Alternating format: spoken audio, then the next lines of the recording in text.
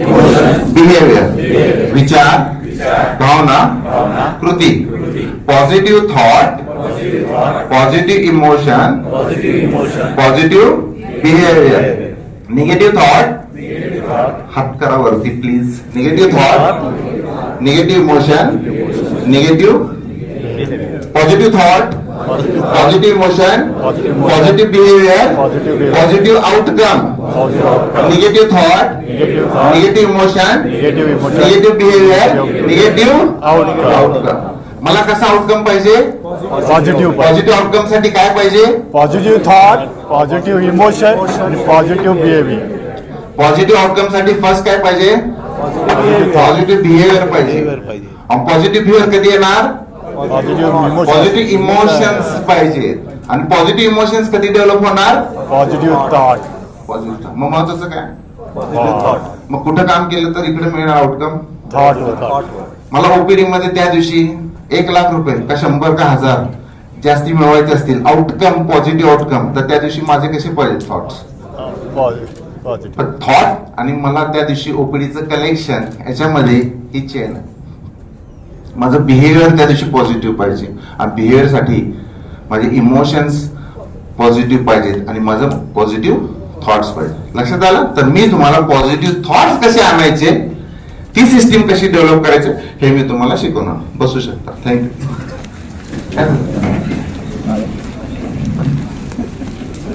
लक्षात आलं? हा जर ट्रायंगल बिघडला तर तुम्हाला ना मी खचलो किंवा मानसिक आजार झाला असं म्हणतो. मानसिक आजार कोणते असू शकतात? आपण सर्वजण डॉक्टर, वेळ कमी आहे आपल्याला, फक्त वरचा म्हणजे वेगळा विषय कव्हर करायचा. डिप्रेशन सर्वांना माहिती आहे. उदास वाटतं, नाराज वाटतं, आत्महत्येचे विचार, हे सर्वांना माहिती आहे. ठीक आहे. Schizophrenia,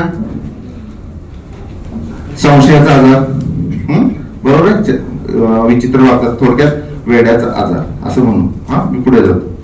mood disorder, bipolar mood disorder, जे मुडी असतात, रागीट असतात, तापट असतात, मूड डिसऑर्डर.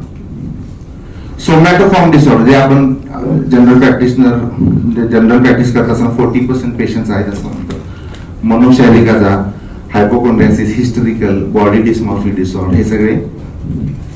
ओसीडी, ओ ऑब्सेशन, सी कंपल्शन, विचार येतात, वारंवार कृती होते, obsession compulsive disorder.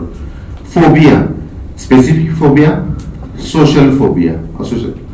Sexual disorders, premature ejaculation, erectile dysfunction, जे काही मिथ्स आहेत हे सगळे पण सायकॅट्रिक इलनेस अंडर कन्सिडर केलं जातं. लहान मुलांच्या समस्या, ADHD, learning disability, enuresis, autism, mental retardation, हे पण सायकॅट्रिस्ट त्याच्यामध्ये रोल आहे. Old age, memory problems, early intervention useful राहू शकतो. Chronic headache, tension headache, addiction. लक्षात ऍडिक्शन, मी काही तुम्हाला वेगवेगळ्या प्रकारचे ऍडिक्शन सांगायचे. आपल्याला जे कॉमन गोष्टी माहित आहेत की अल्कोहोल, हे सोडून टोबॅको रिलेटेड जे काही आता तंबाखू, गुटखा, मावा, खैनी, तपकीर, यांचं प्रमाण आपण पाहतो. अल्कोहोल आहेच. कॅनॅबिस म्हणजे भांग, गांजाचा रस. आज 10 ऍडमिशन पैकी माझे 7 ऍडमिशन कॅनॅबिसचे होतात. एवढं प्रमाण वाढायला लागलं या महिन्यामध्ये. आमचा तसा रेशो दिसतो. ब्राऊन शुगर पावडर फॉर्म मध्ये आहे, इंजेक्टेबल फॉर्म मध्ये आहे. आपण बहुत इथं सिल्वर फॉइल पेपर वापरून ते करतात. इंजेक्टेबल्स आहेत. हे पूर्वी मुंबईमध्ये असायचे, पण आज कोल्हापूर आणि सांगलीमध्ये आहे, कॉमन आहे. तसं हे पेशंट ऍडमिट आहे आमच्याकडे. ब्राऊन शुगर, कोक, स्लिपिंग पिल सर्वांना मध्ये, अल्प्राझोलम, क्लोनाझेपाम, डायझेपाम, यांचं जरी पण ऍडिक्शन असू शकतं.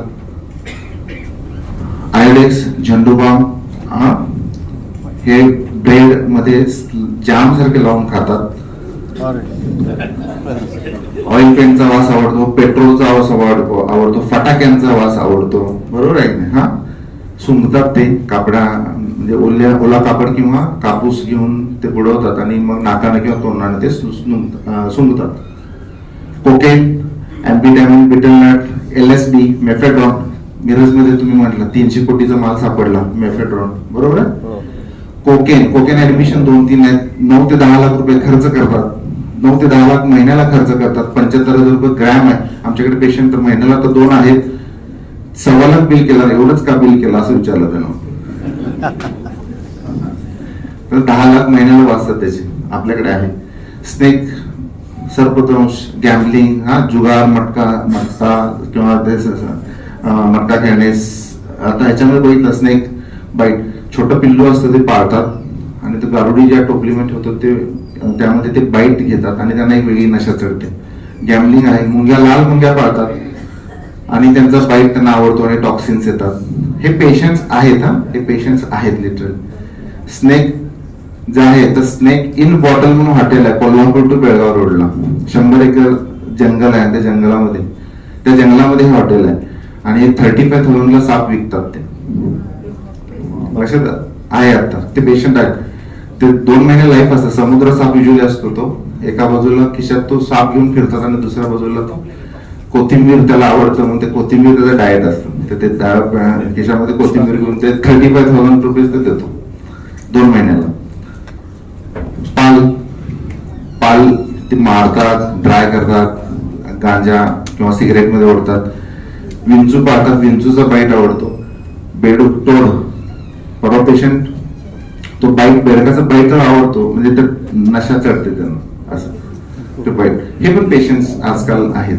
हे सगळे मी काय थेअरी नाही सांगितले, प्रॅक्टिकल मध्ये मी ज्या गोष्टी बघितल्या तेच मी तुमच्याकडे पाठवले. ठीक आहे.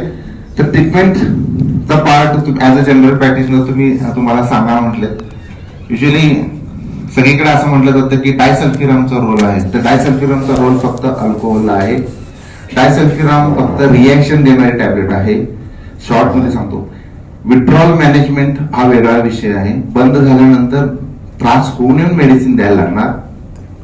त्या नशेची इच्छा होऊ नये म्हणून औषध द्यायला लागणार, याला अँटी क्रेव्हिंग ड्रग्ज म्हणतात. रिॲक्शन होणारे औषधं म्हणजे डायसल्फिराम, याला ॲव्हर्जन थेरपी म्हणतात. रिॲक्शन होणारे टॅबलेट फक्त अल्कोहोलला अवेलेबल आहे. 50% पेशंट्स ज्यांना ऍडिक्शन आहे त्यांना सायकॅट्रिक इलनेस असतो. तो डिप्रेशन असेल, मूड डिसऑर्डर असेल, स्किझोफ्रेनिया असेल, त्याची पण मॅनेजमेंट लागणार. आणि याशिवाय अल्कोहोल रिलेटेड जे कॉम्प्लिकेशन्स आहेत त्याची पण ट्रीटमेंट आपल्याला करावी लागते. म्हणजे 5 ऑप्शन्स व्यवस्थित दिले तर पेशंट मध्ये सक्सेस मिळण्याची शक्यता आहे. लक्षात आलं. त्यामुळे सगळीकडेच फक्त डायसल्फिराम देऊन उपयोग नाही. तर म्हणून सायकॅट्रिस्टचा role anti craving drugs, withdrawal management आणि सायकॅट्रिक इलनेस ह्याचा आपल्याला प्लॅन करून ट्रीटमेंट करावी लागते. लक्षात आलं. ह्याच्यापेक्षा आणखी काय विचारायचं का सांगा, म्हणजे आपण पुढे स्टेशन बद्दल बोलू. तुम्हाला माझ्याकडून आणखी काय हवं?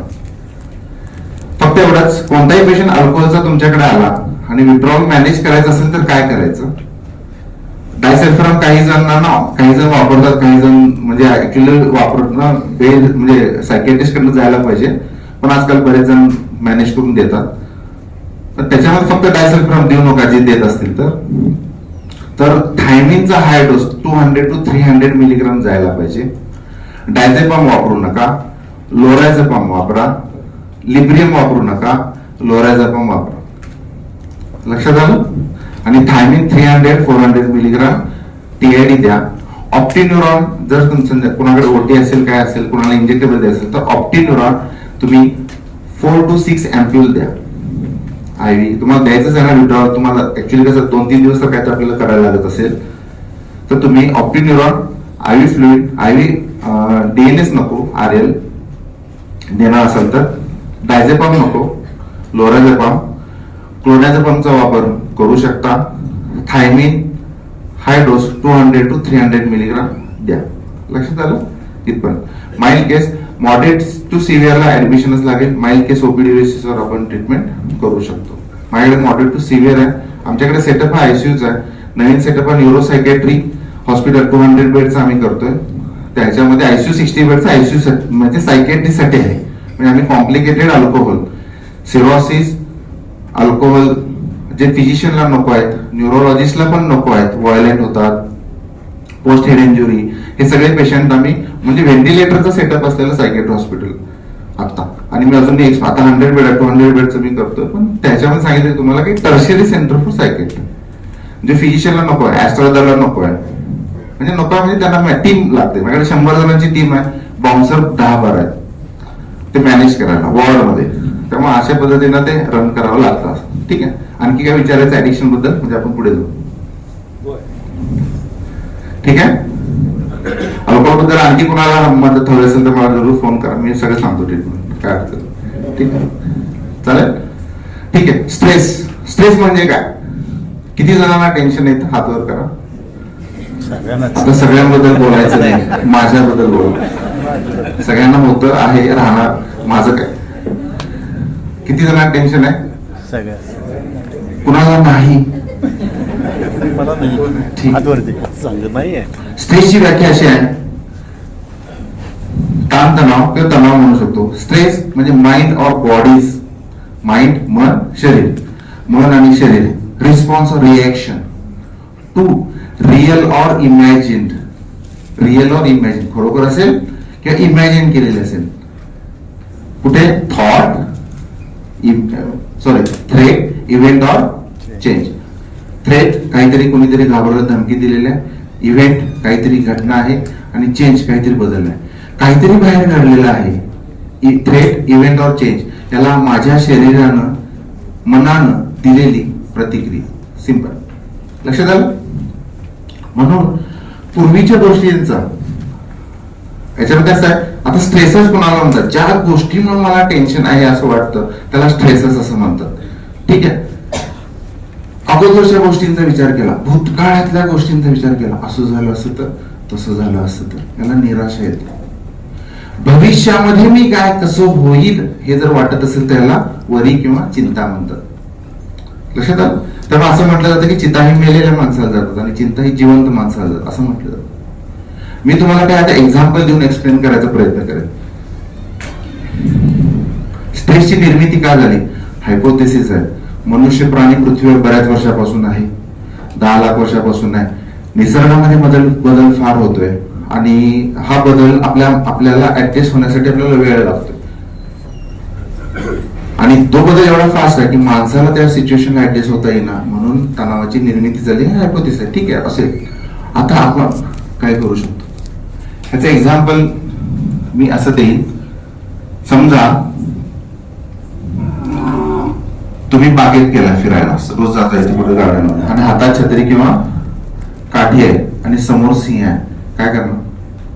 काठी उगारणार. मोकळ्या सर काय म्हणतात? काठी उगारणार. काठी उगारणार. समोर सिंह आहे.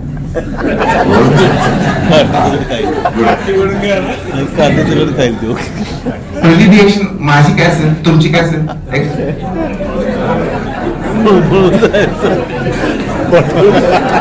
पळायला पाहिजे. पहिली रिएक्शन काय शकतो? पळायला पाहिजे. मला संधी आहे, हा जागा आहे पळण्यासाठी, तर काय केलेलं चांगलं आहे? पळून गेलेलं चांगलं आहे. मला पळण्यास जागा नाहीये, मी पळून जाऊ शकत नाही, लढायला पाहिजे. याला म्हणायचं फाईट. लक्षात आलं? समोर कुत्रा आहे, 5 लाख रुपये पडलेत, लढलं तर चालतंय. समोर सिंह आहे, 5 लाख रुपये पडलेत, पळायला चालतंय. लक्षात आलं? कोणती रिएक्शन? एक फ्लाइट, सेकंड फाईट.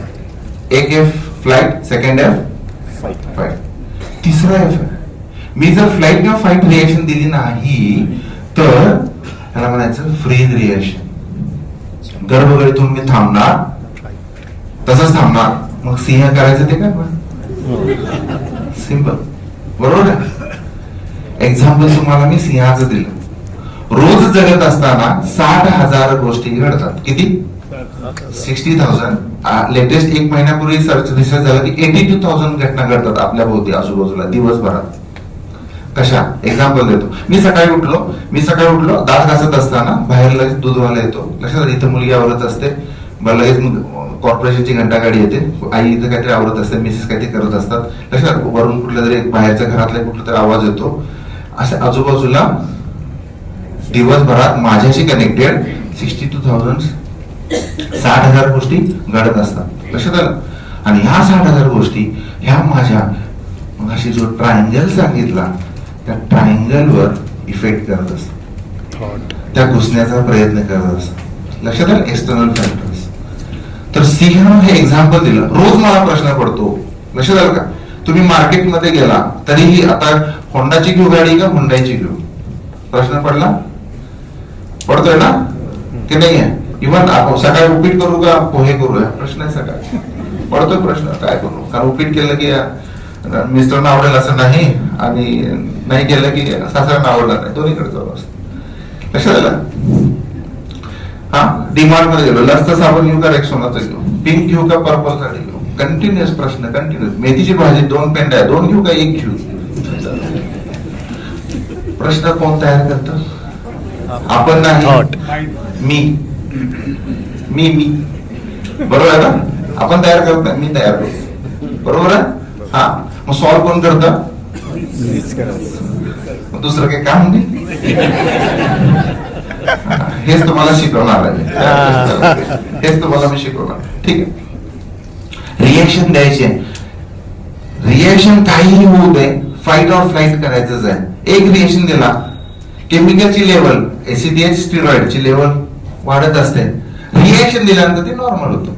मग ती रिएक्शन काही असू दे, फाईट ऑर फ्लाईट काही असू दे, रिएक्शन तुमचे ते स्ट्रेस हॉर्मोन्स आहे ते नॉर्मल होणार. मी फाईट रिएक्शन दिली आणि समजा निगेटिव्ह रिझल्ट आला, पुन्हा आपल्याकडे फाईट आणि फ्लाईट ऑप्शन असतो. प्रत्येक वेळी 2 F मिळणार, प्रत्येक वेळी 2 F मिळणार, प्रत्येक वेळी 2 F मिळणार. एकदा तुम्ही हा F निवडला की मागे वळून बघायचं नाही. मागे वळून बघितला की डिस्टर्ब होणार.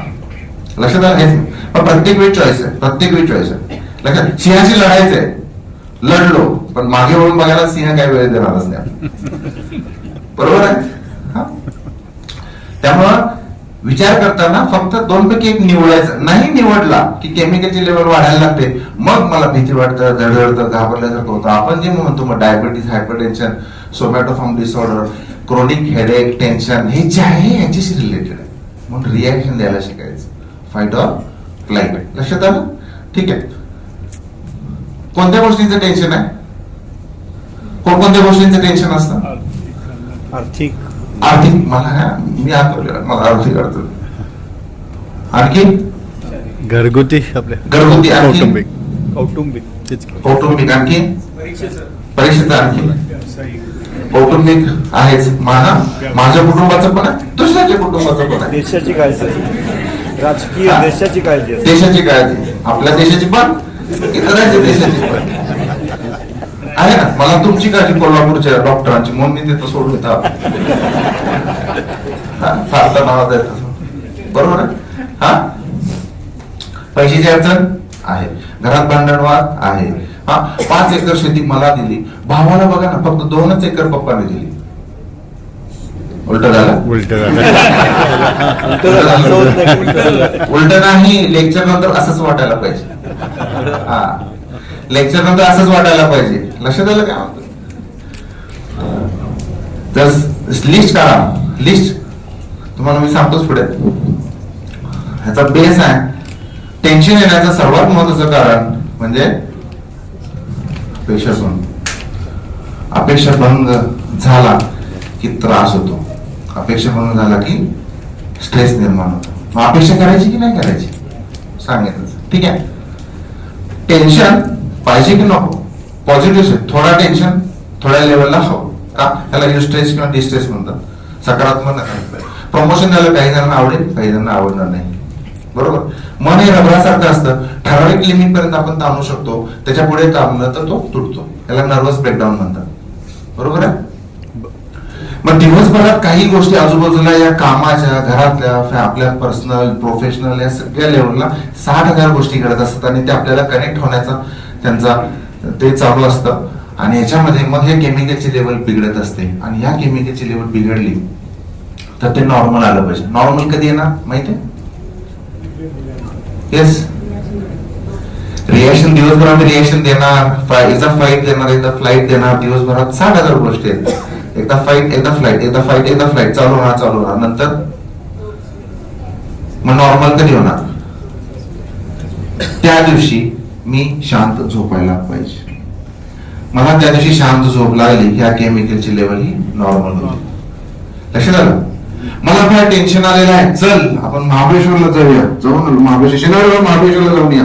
सोमवारी म्हणा चुकलं का, माथेरानला जायला पाहिजे. माथेरानला जाऊन हे महाराष्ट्रात कुठे जायचं तर जम्मू काश्मीरला जायला पाहिजे. लक्षात, जम्मू काश्मीरला काय मजा राहिली, स्वित्झर्लंडला जायला पाहिजे होतं. थोडक्यात काय, ज्या व्यक्तीला महाबळेश्वरला जाऊन आनंद झालेला नाही ती व्यक्ती, त्या व्यक्तीला जगात कुठेही न्या ती नाराजच राहणार, रडणार. लक्षात आलं, ती रडणारच. मग मला टेन्शन आले, चल जाऊन बसूया असं मूवी बघायचो, फिरायचो, बरोबर आहे. हा, जाऊन बसलो, परत दुसऱ्या दिवशी सकाळी टेन्शन गेले, पुन्हा बसूया. म्हणजे मनाचा ताणलेला रबर दिवसभर ताणतो, मग मूळ स्थितीला आणायचा काय करतो, प्रयत्न करतो. मूळ स्थितीला कसं, मूवी बघायचा, फिरायचा, ट्रिपला जा, मूळ स्थितीला आणायचा प्रयत्न करतो. बरोबर आहे. ताणतो कोण, आपण नाही, मी ताणतो. आणि मूळ स्थितीला आणायचा प्रयत्न मीच करतो. मग काय दुसरं काम नाही का? सोपा ऑप्शन कोणता? ताणवायचंच नाही, मनाचा रबर ताणवायचंच नाही. हेच तुम्हाला शिकवलं. दुसरं कोणतं ताणत असेल तर येस, मोकेश सर म्हणजे दुसरा कोणतरी ताणणार आहे. ते पण ताण. येस, फॉर एक्झाम्पल तिकडे मॅडम आले, अरे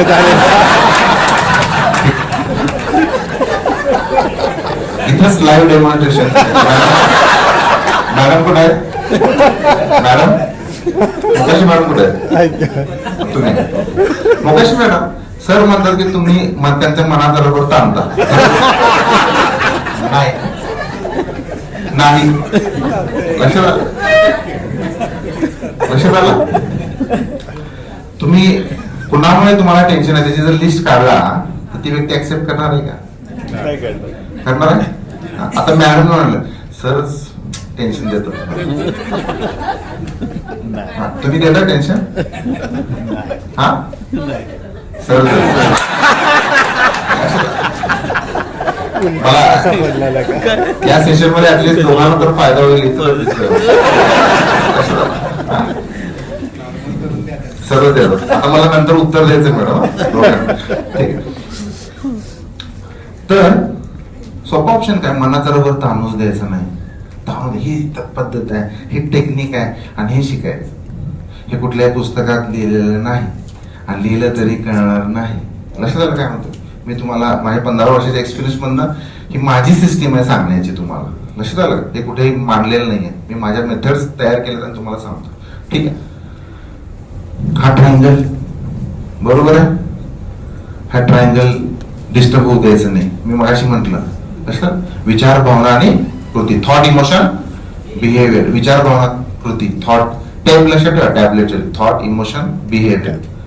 हा ट्रायंगल डिस्टर्ब होऊ द्यायचं नाही. टाचणी एवढी जरी गोष्ट जरी आत आली तरी हा ट्रायंगल बिघडतो, डिस्टर्ब होतो. लक्षात आलं काय म्हणतो मी? त्यामुळं काहीही होऊ दे, हा ट्रायंगल डिस्टर्ब होऊ द्यायचा नाही, प्रेमात पडलं तरी. आता ट्रायंगलचा स्टार करायचं नाही. हा ट्रायंगल बाजूला आणि दुसरा ट्रायंगल बाजूला.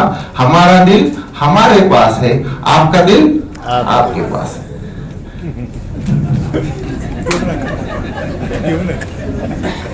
लक्षात आलं? कोणाला पहिलेच यायचं थांबायचं. ठीक आहे. आता अपेक्षा पण, अपेक्षा कधीही तुम्हाला सिच्युएशन अशी आली की मी काय करू असं वाटलं तर काय करायचं? हा ट्रायंगल लक्षात ठेवायचा आणि हा फॉर्म्युला लक्षात ठेवायचा.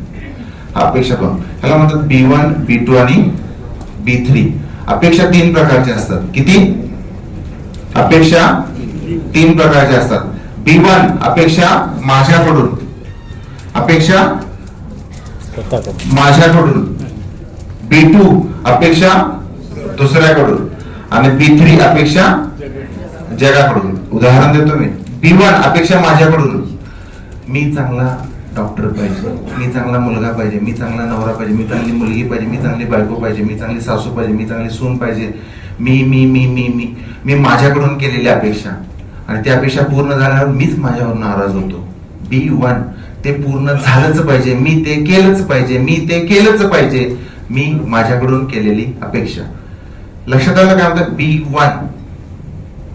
B2 दुसऱ्याकडून, माझ्या नवऱ्यानं तसं करायला पाहिजे, नवऱ्याला वाटतं बायकोनं तसं करायला पाहिजे, सासूला वाटतं सुनेला तसं करायला पाहिजे, सुनेला वाटतं सासून तसं करायला पाहिजे, मी तर आईला वाटतं वडिलांना, वडिलांना वाटतं आईनं, मला वाटतं वडिलांना, वडिलांना वाटतं मुलांना, मला आईला वाटतं मुलींना, मुलीला वाटतं आईनं तसं करायला पाहिजे. लक्षात आलं? त्यांनी तसं करायला पाहिजे, असं करावं. मला वाटतं माझ्या कलिगनं तसं करायला पाहिजे, कलिगनं वाटतं मी तसं करायला पाहिजे, मला वाटतं स्टाफनं तसं करायला पाहिजे, त्यांना वाटतं बॉसनं तसं करायला पाहिजे. लक्षात आलं काय म्हणतो मी? B2. लक्षात आलं? B2 अपेक्षा दुसऱ्याकडून. आता B3 अपेक्षा जगाकडून, निसर्गाकडून. लक्षात आलं? महागाई नको, रेट ऑफ इंटरेस्ट बँकेनं कमी करायला पाहिजे. का? डॉक्टर हळिंगळे 200 बेडचं हॉस्पिटल करायला लागले, करायला पाहिजे. पुण्या रोडला ट्रॅफिक नको. का? मी जाणार आहे पुण्याला उद्या. लक्षात आलं? हा, बाहेर पाऊस पडायला नको. का? नवीन साडी आहे माझी, बाहेर पाऊस पडला तर चालेल. का? छत्री आहे माझ्याकडे. लक्षात आलं? बँकेत गर्दी नको. का? मी पैसे भरायला जाणार आहे. लक्षात आलं काय म्हणतो? निसर्गाकडून केलेल्या अपेक्षा, जगाकडून लोकसंख्या, गर्दी. मी भाजी मार्केटमध्ये जाणार आहे पण गर्दी नको, भाजीला मी जाणार. का? मी जाणार आहे. कळतं काय म्हणतो मी? अपेक्षा. B1, B2 आणि B3 तुमची जर लिस्ट काढली, तुम्हाला कोणत्या कोणत्या गोष्टींचं आतापर्यंत टेन्शन आहे, कोणत्या गोष्टींवर तुम्ही नाराज आहे, ह्याची जर लिस्ट काढली तर ह्या लिस्ट B1, B2 आणि B3 मध्ये आहेत. B4 नाहीये. B4 असेल तर नोबेल प्राइज मिळू शकतो. लक्षात आलं? होमवर्क तुमच्यासाठी राहील. घरी गेल्यानंतर B1 सगळे टेन्शन येणाऱ्या गोष्टी लिस्ट काढली तर ते B1, B2 आणि B3 मध्ये आहे. लक्षात आलं? अपेक्षा करायची की नाही करायची? करायची नाही. ओके, मग आपली कामं कशी पूर्ण होणार? करायचं नाही. बरोबर, ठीक आहे. उभारवा सगळे. मी असंच करणार. अपेक्षा 3 प्रकारचे असतात. किती? अपेक्षा 3. B1 अपेक्षा माझ्याकडून, अपेक्षा माझ्याकडून. B2 अपेक्षा बाजूला पोहा, तुझ्याकडून, तुझ्याकडून, तुमच्याकडून, अपेक्षा तुझ्याकडून. आणि B3 तुम्हाला पुन्हा एकदा B1 अपेक्षा माझ्याकडून, B2 अपेक्षा आणि B3 अपेक्षा. बसा. अपेक्षा पूर्ण करायची की नाही करायची? अपेक्षा करायची की नाही करायची? करायची. आणि पूर्ण नाही झालं तर त्रास होतो. त्रास करून घ्यायचं नाही. हा, मग अपेक्षा करायची की नाही करायची? अपेक्षेशिवाय काम करायची, पण तो पूर्ण होण्याचा अट्टहास करायचा नाही. लक्षात आलं? B1 अपेक्षा माझ्याकडून, B2 अपेक्षा मी माझं हॉस्पिटल मिरज मध्ये आहे, कोल्हापूरच्या डॉक्टरने मिरज मध्ये पेशंट पाठवायला पाहिजे. B2 अपेक्षा करायची की नाही करायची? करायची. आणि अट्टहास धरायचं की नाही धरायचा?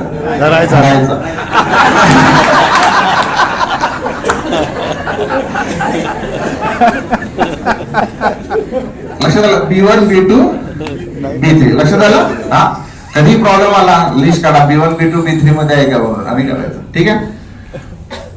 पॉझिटिव्ह, हे पॉझिटिव्ह बॅकग्राऊंडचे इमोशन्स आहेत ना, हे डेव्हलप झाले पाहिजेत. इमोशन्स ट्रायंगल मधला हा साइड पॉझिटिव्ह.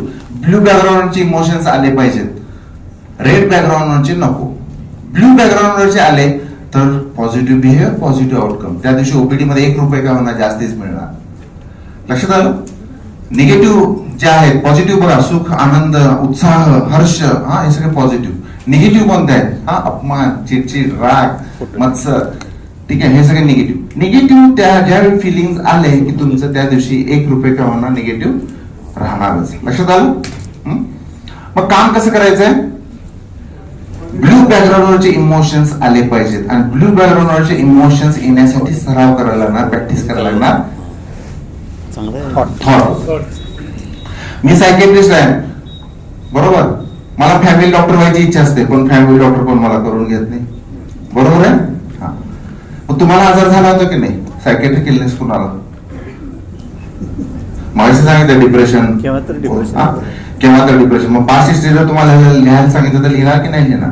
नाही नाही लिहिणार. बरं ठीक आहे, वेळ कमी आहे सांगतो. समजा तुम्ही फिरायला गेला पन्हाळ्याला, तर पन्हाळ्याला ट्रेकला रविवारी जाता, समजा सकाळी 8 वाजता गेला, तुमचं डायट 3 चपातीचं आहे समजा, आणि पन्हाळा ट्रेक करून आला, घरी आला, आईनं किंवा मिसेसने चपाती 3 चपाती, तुम्ही तुमचं डायट आहे, पहिली चपाती वाढली, खाऊन झालं, ओके ठीक आहे. तोपर्यंत फोन आला की तुमच्या क्लोज रिलेटिव्हची डेथ झाली, क्लोज रिलेटिव्हची डेथ झाली, हा फर्स्ट डिग्री रिलेटिव्ह. दुसरी चपाती खाणार की नाही खाणार? कोण खाणार इथं कोणाचं? येस, ते खाणार आहेत. गुड. दुसरी चपाती खाणार नाही, खाणार नाही ना? ठीक. दुसरा क्वेश्चन, फिरून आलो पन्हाळा, घरी आलो, एक चपाती खाऊन झाली आणि न्यूज आली टीव्हीवर, ट्रेन ऍक्सिडेंट दिल्लीमध्ये झाला, 100 जणांची डेथ झाली. दुसरी चपाती खाणार की नाही? खाणार. 100 जणांची लिस्ट आली, 100 जणांची लिस्ट आली, त्या लिस्ट मध्ये मग फर्स्ट डिग्री रिलेटिव्ह परत नाव आलं.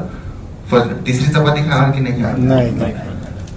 दुपारची वेळ आहे, संध्याकाळी काय करणार? जेवणार. संध्याकाळी काय करणार? 3 नाही 2 खातील, कोण म्हणले 1, कोणतं म्हणून पूर्ण जेवणार.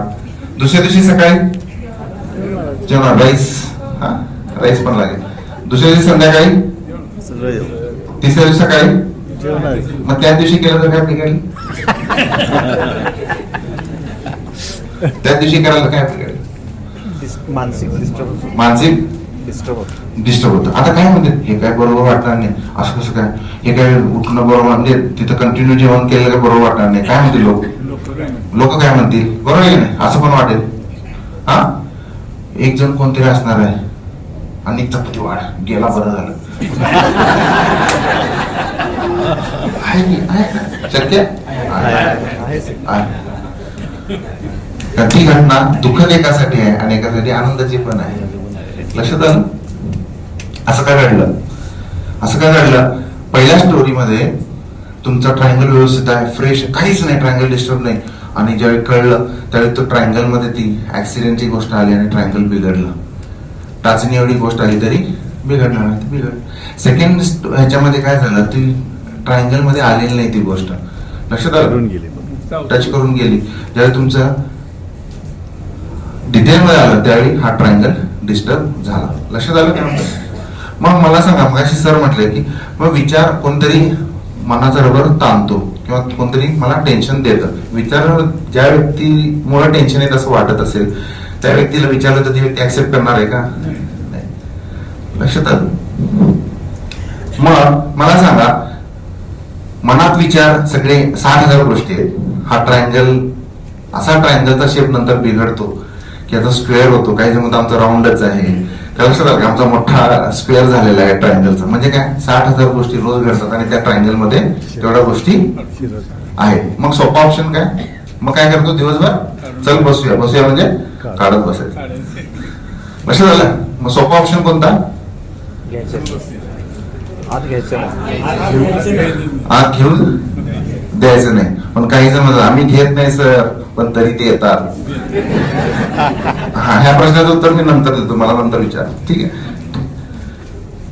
मी तुम्हाला काय शिकवणार, मी तुम्हाला लेक्चर झाल्यावर मी काय शिकवणार किंवा याच्यामध्ये मला काय, माझा काय हेतू, हा व्हिडिओ बघा आणि मला सांगा, ठीक आहे?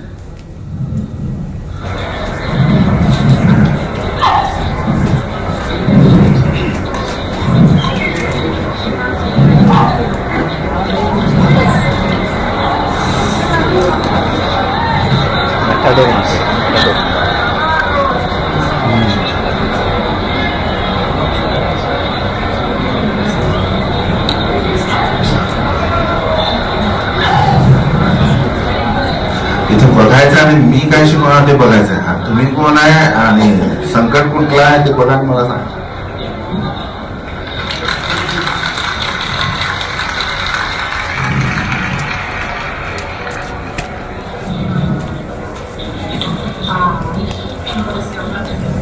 बस आता बोल, ठीक आहे? इथं संकट कोणता आहे? आवेल म्हणजे मान, आवेल म्हणजे मान. म्हणजे इथे संकट कोणता आहे? 57. बैल आहे. मग तुम्हाला काय शिकवणार मी? सुटका कशी करायची, सुटका कशी करायची. आणखी काय हवं? दुसरं कोणाला सुचतंय? बोलवायचंच नाही त्याला, बोलवायचंच तो नाही, बोलवतो. बोलवते परंतु तिला आत शिरू द्यायचं, म्हणजे अंगावर घेऊ द्यायचं नाही. अंगावर येऊ द्यायचं नाही. मग काय करायचं? तिथं साईड असं इकडे यायचं. बरोबर की नाही? इथं कोणी केलं? मामाने असं केलं. परत काका आले तिकडनं साईड, परत मी इकडे येणार. कळलं नाही? मी सांग. आणखी काय? फेस कसं करायचं? कुणाला? पहिला समोरच्या व्यक्तीला. मग तुम्ही कोण आहे? तो माणूस आहे. माणूस आहे. मग संकट कुठला आहे? Yes madam. लाल कापडच आपल्याकडे घ्यायचं. लाल कापड. म्हणजे या व्हिडिओनुसार हा काय? जे रेड कलर जो आहे की तो आपला निगेटिव्ह थॉट किंवा जे काय असेल तर ते आपण जवळ करून बाळगून राहायचं नाही, जवळ सोडून द्यायचं. हा यांनी कम्प्युटर केलं. मग मला सांगा, हे लाल कापड रेडा कसं करतो ना?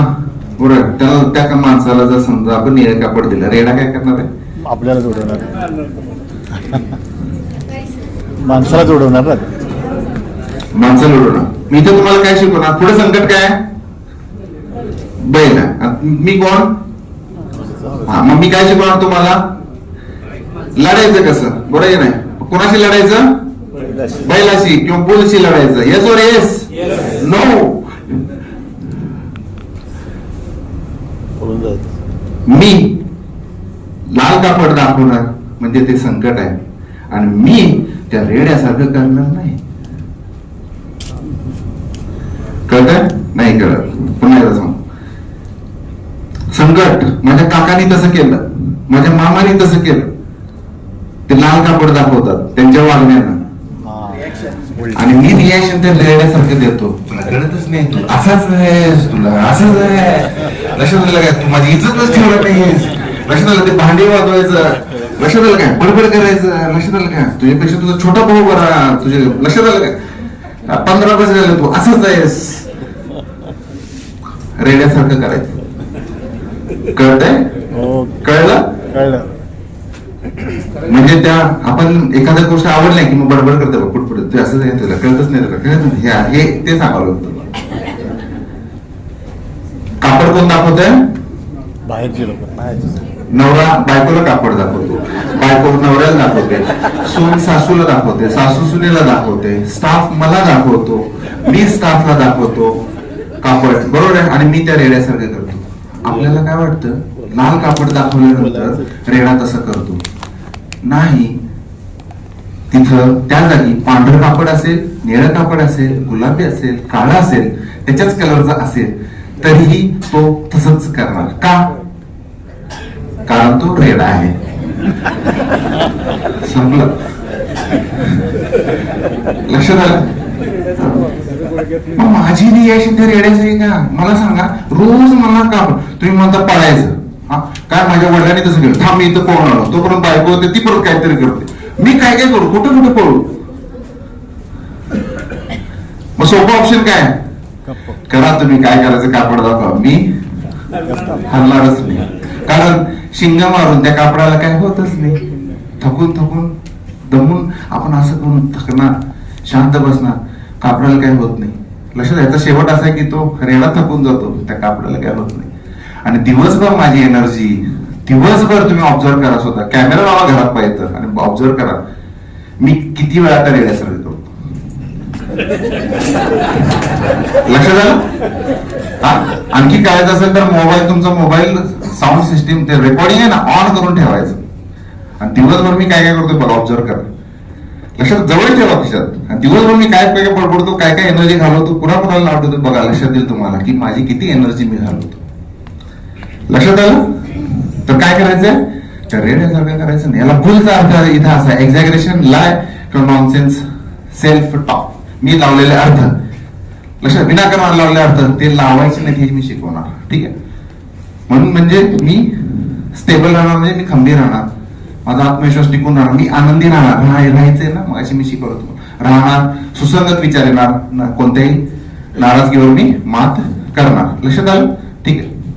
आता B1, B2, B3 टेन्शन कोणत्या कोणत्या गोष्टींचं असू शकतं, ठीक आहे वेळ आपल्याला.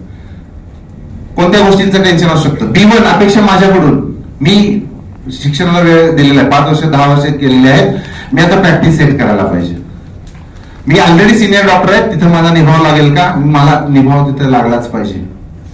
मी ज्युनियर आहे, सिनियर डॉक्टरला वाटतं मी एवढी वर्ष झाला तर नवीन डॉक्टर काहीतरी शिकून आलेला आहे, त्याच्यामुळे माझी प्रॅक्टिस कमी होईल का, म्हणून तो मला पण त्या नवीन डॉक्टरांबरोबर मला टिकायचं स्पर्धेवर असं त्याला वाटायला लागतं. बरोबर आहे काय म्हणतो. मी माझी प्रॅक्टिस व्यवस्थित केली पाहिजे. मी 2 लाख कमवलं पाहिजे, माझ्याकडे 20 IPD, माझ्याकडे 40 झाली पाहिजे, मी 2 लाख कमवतो, मी 5 लाख करायला पाहिजे, अपेक्षा माझ्याकडून. मी माझ्या मुलाला MBBS ला ऍडमिशन मिळवूनच द्यायला पाहिजे का, माझ्या मित्राच्या मुलानं पण मिळवलंय, नाहीतर मी कोल्हापूरमध्ये तोंड दाखवण्यास लायक नाही. मी माझ्याकडून केलेली अपेक्षा.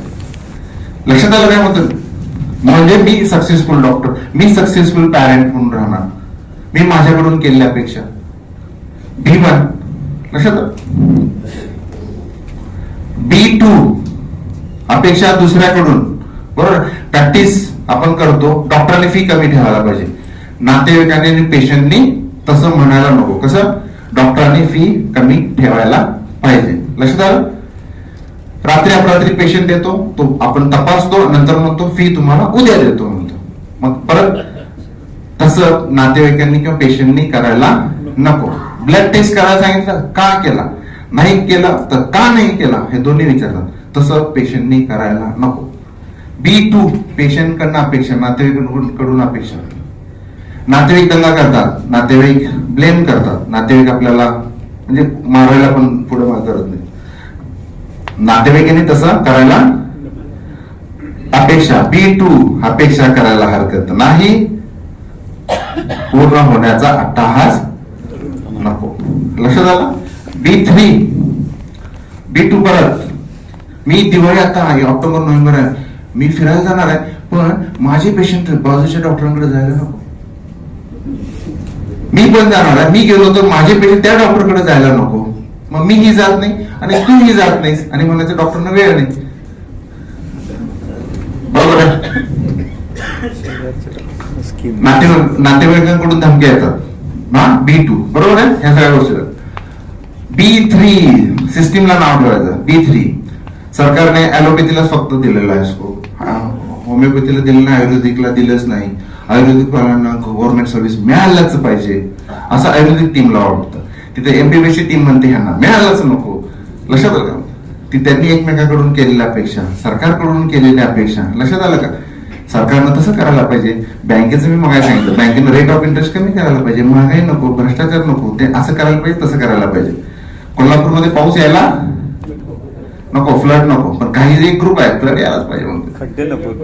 लक्षात आलं काय. B3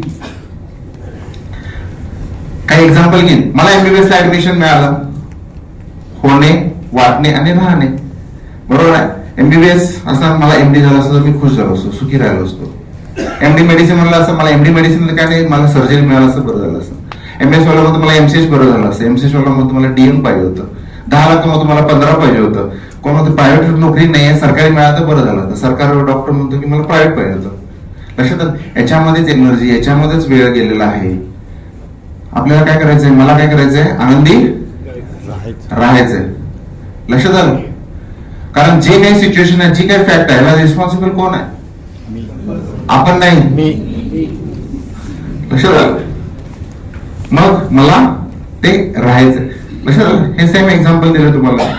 काही एक्झाम्पल आता मी असं देईन. घटना ट्रायंगल 60,000 गोष्टी घडतात आणि त्यातले काही एक्झाम्पल मी घेतो. माझ्या मुलाला नीटला ऍडमिशन द्यायचंय, स्कोर घेऊन आला नीट स्कोर 470 मार्क्स. 470 मार्क्स झालं. 470 ला ऍडमिशन मिळणार का, नाही मिळणार. मग आता मुलाला मार्क्स कमी, आता पप्पांची इच्छा तर आहे, 2 वर्ष कष्ट केले. आता पप्पांची रिएक्शन काय असणार किंवा मम्मीची रिएक्शन काय असणार, अजून जरा अभ्यास केला असता. रिपीट स्कोर आहे.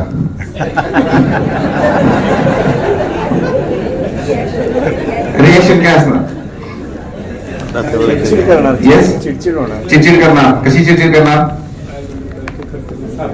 अभ्यास केला नाही, तुला काय झालं होतं, लक्षात आलं का, तुला एवढं मी रोज ओपीडी बघून एवढ्या कष्टाने तुझी फी भरलो होतो, तुझ्या दादांना ऍडमिशन मिळालं होतं, तू मला कोल्हापूरमध्ये तोंड दाखवण्याचं लाईट ठेवलं ना, मी माझ्या मित्रांना काय सांगू, नातेवाईकांना काय सांगू, बरोबर असं? तुझ्या आईनं इथून पुण्याला इथून फ्लॅट बुक करून इथलं ओपीडी माझी म्हणजे सुबंध करून तुझ्याबरोबर तिथे क्लासला थांबले होते आणि तरी तुला मार्क्स पडले नाहीत, काय आहे की नाही? वाटतंय का नाही? मग त्या मुलाला मार्क्स कमी का पडले? 470 मार्क्स पडले, कमी का पडले? किंवा 470 मार्क्स का पडले? सर्कमस्टन्शियल असू शकते, पेपर अवघड निघाला. पेपर अवघड निघाला, आणखी मोबाईलचा यूज होता, आणखी स्ट्रेस होता, कॉन्सन्ट्रेशन नव्हतं, बुद्धिमत्ता कॅपॅसिटी तेवढी होती, तेवढी असू शकतं. आणखी पेपर टफ होता, आजारी होता, वेळेत पूर्ण केलं नाही, व्यवस्थित झालं, तिथं काहीतरी चेकिंग मध्ये प्रॉब्लेम असेल, चेकिंग मध्ये प्रॉब्लेम असेल. 470 मार्क्स कमी आहेत का जास्त आहेत? 470 मार्क्स एका बाजूने कमी आहेत, दुसरं कारण एक जण पेढे वाटणार आहे 470 ला, माझ्या मुलाला ऍडमिशन मिळालं म्हणून. कुठे मॅनेजमेंट असेल, पेमेंट असेल, नाहीतर डोनेशन मध्ये असेल, वाटणार. मग 470 मार्क्स कमी आहेत का जास्त आहेत? कारण ज्याला 150 पडलेत, अरे 470 तर पडले रे तुझ्या मुलाला, हा, मग 470 कमी आहेत का जास्त आहेत? 470 मार्क्स या बाजूने बघितले का कमी आहेत, दुसऱ्या बाजूने बघितले किती जास्त आहेत? मग 470 मार्क्स कमी आहेत का जास्त आहेत? 470 मार्क्स पडले याचा अर्थ 470 मार्क्स पडले, ते कमी आणि जास्त तुम्ही ठरवू नका, आणि ठरवायचा अधिकार नाही, आणि ते कमी जास्त आपण प्रूव्ह करू शकत नाही. त्यामुळे या जगात कोणतीही गोष्ट कमी जास्त नसते, कोणतीही जास्त चांगली वाईट नसते. दरोडा टाकून सेलिब्रेट करतो, बरोबर आहे ना? कसाचा इतिहास झाला पाकिस्तानमध्ये, तर बहुतेक क्रांतिकारक त्यांनी हिस्ट्री लिहिलं तर त्याचं पण एक क्रांतिकारक म्हणून त्यांच्या ह्याच्यामध्ये पण त्याचं नाव होईल. आपण जसं भगत सिंग किंवा राजगुरूंचं नाव लिहिलं तसं तिचं पण होईल. लक्षात येतं काय म्हणतो मी? एका बाजूनं कसाबचा आपण अतिरेकी, तिथून कोणीतरी त्याला क्रांतिकारकच म्हणणार. लक्षात येतं काय? त्यामुळं कोणतीही गोष्ट कमी जास्त आणि चांगली वाईट नसते. मी दिवसभर पेशंट बघतो, घरी गेलो, चल मूवी बघायला जाऊ म्हणून मिसेसला सांगितलं, तोपर्यंत फोन आला, पेशंट आहे, अर्जंट जायला लागेल.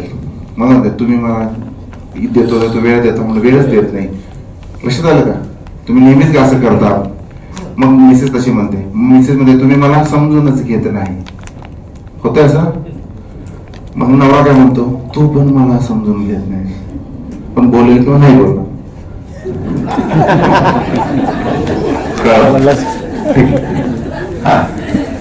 बरोबर आहे? ठीक आहे. मी माझ्या स्टाफला काम सांगतो, स्टाफ किती म्हणत सर एवढी कामं आम्ही पूर्ण करतो, तरी तुम्ही काय आम्हाला नावच ठेवता. बरोबर आहे? तुमच्या मनासारखं करत नाही, आम्ही ते म्हणतो. मी म्हणतो मी एवढं सगळं सांगू, तुम्ही माझ्या मनासारखं करत नाही. 1780 पेशंट बघून मी रात्री गेलो, झोपलो, 3 वाजता उठलो, पेशंट आला, इमर्जन्सी, तपासलं मी ओपीडी मध्ये, आणि नंतर मला किती फी झाली? 300 रुपीज झाले. सर पैसे विसरून आलो, उद्या देतो. काय करणार तुम्ही? तुमची रिएक्शन काय? चिडचिड. हा, तुला कळतच नाही. मग काही जण बोलतील किंवा काही जण बोलणार नाही. मी एवढं उठलो, तुझ्यासाठी एवढं उठलो होतो, बरोबर आहे, तुला काही किंमतच नाही, डॉक्टरांना नुसतं वापरच करतात. मागच्या वेळी पण तू तसंच केलं होतास, तुला नुसतं पुरवायची सवय आहे. लक्षात आलं? 3 मग तो जातोय, मग 4 वाजले. लक्षात आलं? हा असं काय केला, मी एवढं कष्ट करतोय तरी असं काय करायला लागले. 5 वाजले. लक्षात आलं का? 6 वाजले. मग लक्षात आलं 6 वाजता उठणार, मग 9 वाजता उठणार, मी 12 वाजता उठणार. मग मी तिथं माझा निगेटिव्ह मूड आहे, तर माझा आउटकम निगेटिव्ह. त्या दिवशी ओपीडी मध्ये तुमचे पैसे कमीच मिळणार. लक्षात आलं? दुसऱ्या दिवशी समजा तो दुसरा पेशंट आला, काय करणार तुम्ही? येस, दुसऱ्या दिवशी आला दुसरा पेशंट आला, उठणार की उठणार नाही?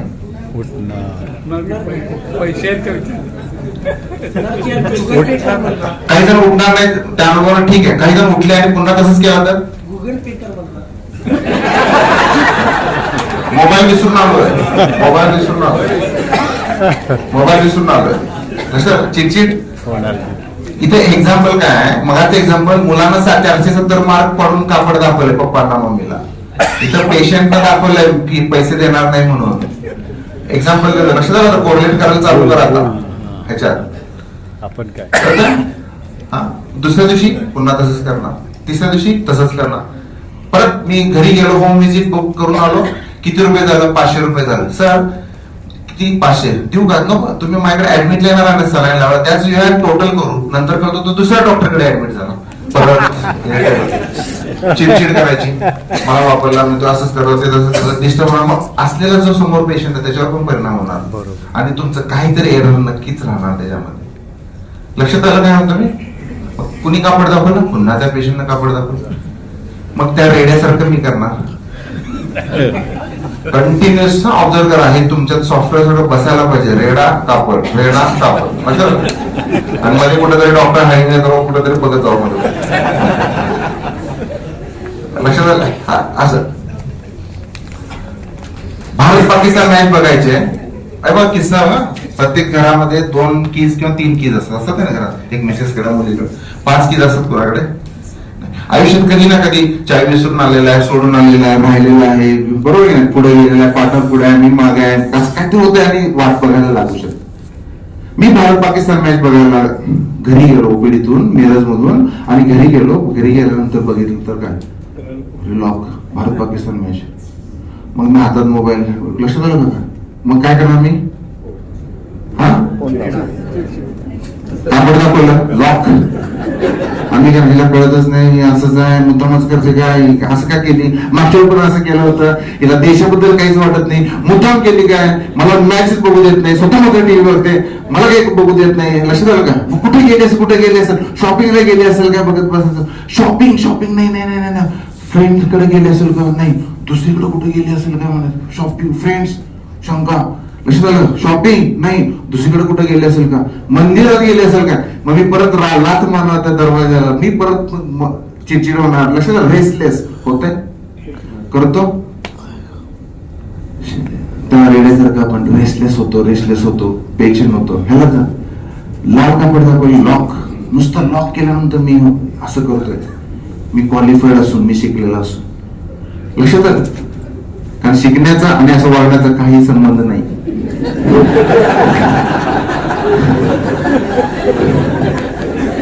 लक्षात आलं काय? संबंध नाही. लक्षात आलं? तेव्हा बरीच लोक सिनियर जे शिकलेले नाहीत ना, ते पण त्यांना पण पेशन्स असतो, ते वेगळ्या पद्धतीने रिॲक्ट करत असतात. लक्षात ठेवा. लक्षात आलं? तर ते आपल्याला शिकायचं. मग कुठे गेले असेल विचार करते. मग म्हणते, मला सांगा, ती नंतर येते, म्हणते शेजारीचं बाळ रडत होतं, ती एकटीच होती, तिला मदत करायला मी गेले होते. मला सांगा, आता ती मिसेस कुठे गेली असणार? कुणाला माहित असणार? कुणाला माहित असणार ती कुठे गेली लॉक करून? मग कशाला विचार करता? मॅच नाही बघायला. हा, मॅच बघायला. मॅच बघा करणं का? ती कुठे गेली मॅच बघायचं बघा, नाही तर नाही, पण मिसेस कुठे गेली कशाला विचार करायला? ती म्हटली, ती आली आणि म्हटली शेजाऱ्याचं बाळ रडत होतं, मी गेले होते. आणि पुढचा प्रश्न आहे परत, हे परत खरं आहे का खोटं आहे? हे कुणाला माहित असणार? मग विचार करू नका. लक्षात आलं काय म्हणतो मी? कळलं? विचार करू नका. कळाल का? पण लॉक केलं मग मी एवढं रिएक्ट करणार, मी डिस्टर्ब, माझं केमिकल स्टेरॉइड एसीटी फ्लक्च्युएशन तुमचे होतातच, ते चेंजेस राहणारच आहे. लक्षात आलं काय म्हणतो मी? काय लॉक केलं आणि मी एवढा डॉक्टर, मी त्याला इरिटेट व्हायचं असं. Sanjana, I love you. No I don't. जीने में क्या रखा है, मर जाना अच्छा है. हे गेट टुगेदर नंतर 25 वर्षानंतर पण असं वाटतं.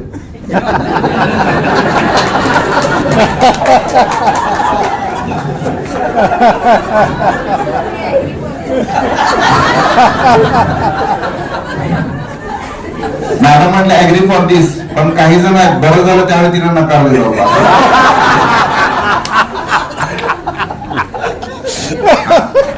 आणि काही जण हे पण बरं झालं त्याला मी नकार दिला. लक्षात आलं? आता मला सांगा, संजना हा मेडिकल स्टुडंट आहे, 3rd इयरचा, हा इंटर्नशिप चालू आहे समजा, आणि तिला संजना नकार दिला. का नकार दिला असेल?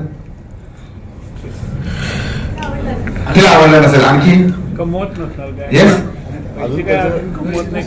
कमवत नसल्यामुळे. आणखी घरातले नाही म्हणतात. आणखी तिलाच माहिती. येस, कोणाला माहिती असणार? विचार करू नका. बरोबर, विचार करू. दुसरं काही काम नाही. लक्ष झालं हा. मी काही एक्झाम्पल लाईव्ह असतात नाही प्रत्येक वेळी असतात. आता मी काही एक्झाम्पल घेतो. मी पण माणूस आहे, माझ्या जवळ पण घटना घडतात आणि प्रत्येक वेळी मला पण कापड दाखवणारी टीम आहे ना कंटिन्युअस. त्यातले काही एक्झाम्पल, माझ्याकडे एचडी आहे, अल्कोहोलचे आता आयसीयू केलंय. पेशंट राऊंडला गेलो होतो, पेशंट युरिन स्टूल पास करत होता, मग त्याला मॅकिंटॉश नव्हतं. सिस्टर मावशी मॅकिंटॉश घाला.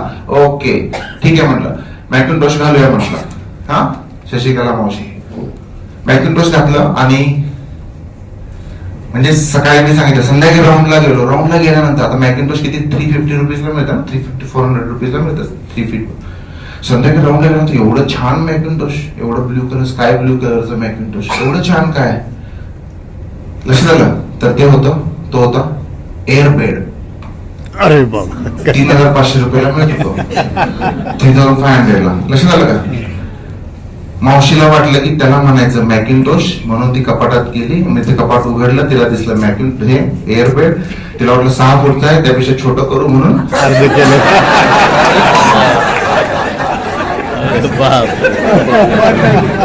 2 भाग केले. 2 भाग केले. कसं त्या दिवशी 3,500चे आमच्याकडे 2 मॅकिंटॉश होते. मावशी तुम्ही तसं का केलं. मावशी काय सांगितलं, मावशीना सर मला वाटलं ती काय मॅकिंटॉश म्हणणार आहे काय, तुम्ही म्हणणार आहे.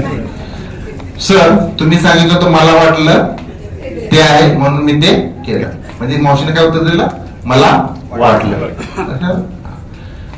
तुम्ही एकट्याने केलं नाही, वॉचमन काका होता ना सोबत.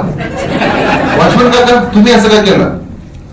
वॉचमन काका म्हणला मावशी जे करते ती बरोबर आहे असं मला वाटलं म्हणून मी तिला मदत केली. लक्षात आलं. त्यामुळे मावशीला वाटलं म्हणून तसं केलं आणि वॉचमन काकाला वाटलं मावशीने तसं केलं. लक्षात. त्यामुळे काय होतं, इतरांना बऱ्याच जणांना काहीतरी वाटत असं, आणि मावशीला तसं का वाटलं सांगा बघे. तिलाच माहित, कारण ती मावशी आहे. तिला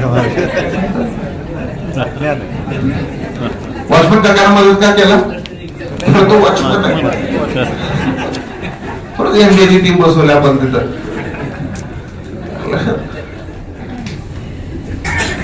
ठीक आहे, मला कापड दाखवलं राऊंडच्या वेळी. एक्झाम्पल मी काय म्हटलं, काय करू शकतो, ऍक्सेप्ट करायचं आणि पुढे जायचं. लक्षात आलं काय करणार. मी जर तिथे इरिटेट झालो तर माझं नेक्स्ट पेशंट राऊंडच्या वेळी माझ्या त्याच्यावर इफेक्ट होतो, काहीतरी चुकतं माझं. बरोबर.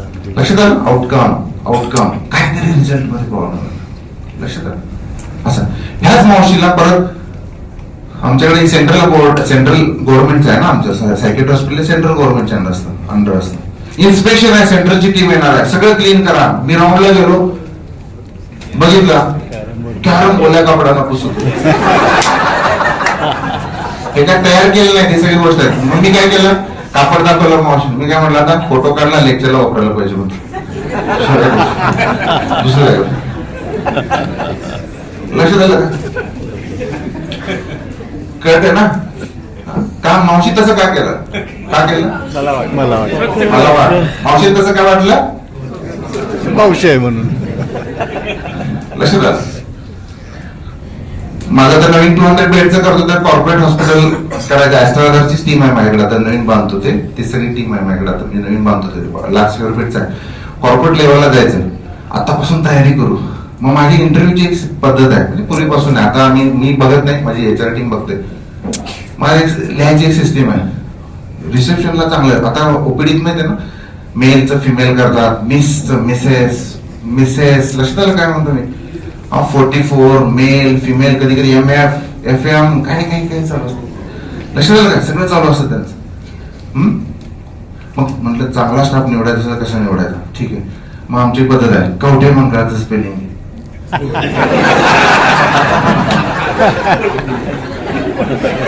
हे स्पेलिंग आहे, ओरिजिनल स्पेलिंग. हा असं लिहिणारी व्यक्ती भेटते. 16,000 18,000 द्यायची तयारी पाहिजे. 16,000 नाही, 16,000 18,000 द्या अशी टीम येणार. मी 16,000 नाही मला परवडत रिसेप्शन टीमला द्यायचं, मी 11-12,000च देणार. ठीक आहे 11,000 घ्या. लक्षात आलं का? 11-12,000 मध्ये कवटे गालमध्ये काहीतरी गोंधळ करणार. ते आणि हेच बरोबर आहे. 11-12,000 मध्ये तेवढंच नाही, मला 12,000 नाही परवडत, मी 6,000 आणि 8,000च देणार. ठीक आहे मग सी पासून चालू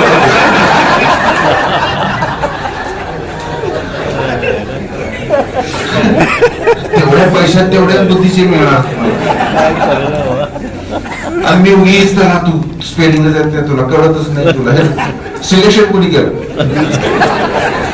देणार ना, मग कशाला कापड दाखवणार स्पेलिंग सी पासून आणि मी त्यात इरिटेट होणार. पुढचा पेशंट मग मला काय काम आहे? मीच सिलेक्शन केलं ना, तुम्हीच बघितलं ना. असं का केलं? सेम 8,000 मध्ये मावशी तेच मिळणार ना, ओल्या कपड्यावर पोचणारीच मिळणार ना. हॉस्पिटलच घ्यायला पाहिजे, सायन्सची टीम घ्यायची 20,000-22,000, मग तो व्यवस्थित करून देतो सगळं. बरोबर आहे की नाही काम? ठीक आहे अजून आपण सुधारणा करू म्हटलं. ठीक आहे म्हटलं. मग मी काय केलं की रिसेप्शनला अजून बिलिंग मध्ये म्हटलं आता आपण आणखी व्यवस्थित घेऊ. रिसेप्शनला BCA MCA अशी टीम ठेवा म्हटलं बिलिंग साठी, म्हणजे व्यवस्थित होईल म्हटलं. ठीक आहे म्हटलं. आमच्याकडे वैभव कवडे म्हणून आहे, BCA झालंय, BCA ना, BCA झालंय. तर ते त्यांना मी घेतलं आणि म्हटलं आता काही गोंधळ होणार नाही, व्यवस्थित आहे म्हटलं. ठीक आहे. मग एकदा फोन आला, पेशंट दामानी आहे सर आणि बिल कमी करायचं म्हटलं, ओळखीचे आहेत म्हटलं. ठीक आहे म्हटलं. मग म्हटलं की 13,000 कमी करा म्हटलं. ठीक आहे म्हटलं. केला, झालं. 13,000 56,000. बाहेर आलो मी, राऊंडला जात होतो, रिलेटिव्ह आले, पायाच पडला. सर किती तुम्ही बिल कमी केलं म्हटलं. मी बिल कमी केलं एवढं कमी सर, मी माझ्या आयुष्यात कधीच कुठल्या डॉक्टरने एवढं बिल कमी केलं नाही. पाया पडला. मी पण मला आश्चर्य वाटलं, एवढी वर्ष झाले म्हटलं कुणी एवढे पाया कसं पडले, हा कसं पडतोय पायामध्ये. असेल बाबा म्हटलं, मी निघून गेलो. असेल म्हटलं चांगलं. ठीक आहे म्हटलं, सोडून दिलं डोक्यातून. हे आता आमच्याकडे मावशीचा किस्सा घरात, की तुम्हाला एक्झाम्पल काय सांगतो, रोज कोणतरी कापड द्यावं, घरातले पण आणि बाहेरचे चालूच आहे ना. मी 10 वाजता सकाळी जेवायला बसलो, आई म्हटली BCचा कार्यक्रम आहे आणि BC आहे म्हटल्यानंतर मुलांना खारी आवडतात. मी विश्रामबागला राहतो, अयंगार बेकरी म्हणून फेमस आहे, खारी घेऊन ये म्हणून मावशीला सांगितलं. ठीक, मावशीला सांगितलं. मावशी म्हटली ठीक आहे मी जाते, आणि ती घेऊन आले त्या अयंगार बेकरी मधून हे काय क्रीम रोल घेऊन आली. ती म्हटली मी सांगितलं खारी आणि त्यांनी हे दिलं. मी बघितलं, आई म्हटली हे कोण खाणार, मुलं खात नाही, एक काम कर परत ते जाऊन देऊ नये म्हटले. मग मी जेवतच होतो, आई म्हटली ठीक आहे. मग ही जाऊन आली आणि तू काय म्हटलं, मी काय क्रीम रोल परत घेत नाही म्हटलं अयंगार बेकरी रोल. मग म्हटले जाऊ मुलं काय खातील, ब्रेड तर खातील म्हटले, ब्रेड देऊया. ब्रेड घेऊन आले. लक्षात आलं. मी म्हटलं 20 वर्ष 30 वर्ष झालं आम्ही फॅमिली अयंगार बेकरीमध्ये क्रीम रोल हे कसं मिळत नाही, खारी कसं मिळत नाही. मावशी तिथं जावा आणि सांगा म्हटलं खारी द्या म्हटलं. सांगितलं काय खारी. मग ती घेऊन आली त्याच बेकरीतून. हा माझाच हात आहे. त्या दिवशी माझ्याकडे 3 प्रोडक्ट होते. मावशीनं कापड दाखवलं, बरोबर आहे. हा आता मावशी तुम्ही तसं काय केलं, मावशी काय म्हटली, मला वाटलं असं काय झालं सांगा. होतं तर तिथं खारी, पहिला क्रीम रोल ब्रेड का, कारण तिथं पण 4,000 रुपयाला एक नोकर बसलेला आहे अयंगार बेकरी मध्ये द्यायला खारी द्यायला. तो 4,000 रुपयामध्ये एकदा हे देणार एकदा हे देणारच की तो. लक्षात आलं. मावशी तुम्ही तसं काय केलं, मला वाटतं तो देतो ते बरोबर आहे, मग तुम्ही ब्रेड का घेऊन आला, मला वाटलं ह्याच्यापेक्षा ब्रेड खाल्लेलं बरं. मग मी काय म्हटलं, माझ्याकडे काय ऑप्शन होता, फोटो काढला. माझाच आता सॅमसंग मधून फोटो काढला, नवीन तयार केलेलं नाही, फोटो काढला. म्हटलं त्याला लेक्चर लाव करू. मला सांगा मावशीला पगार 9,000 किंवा 10,000, मग 10,000 मध्ये अशीच मावशी मिळणार. 30,000 रुपये द्या, मला ती खारी तयार करून देईल की नाही घरात. ती मावशी का कशी करते, कारण ती लक्षात आलं द्या म्हणतो मी.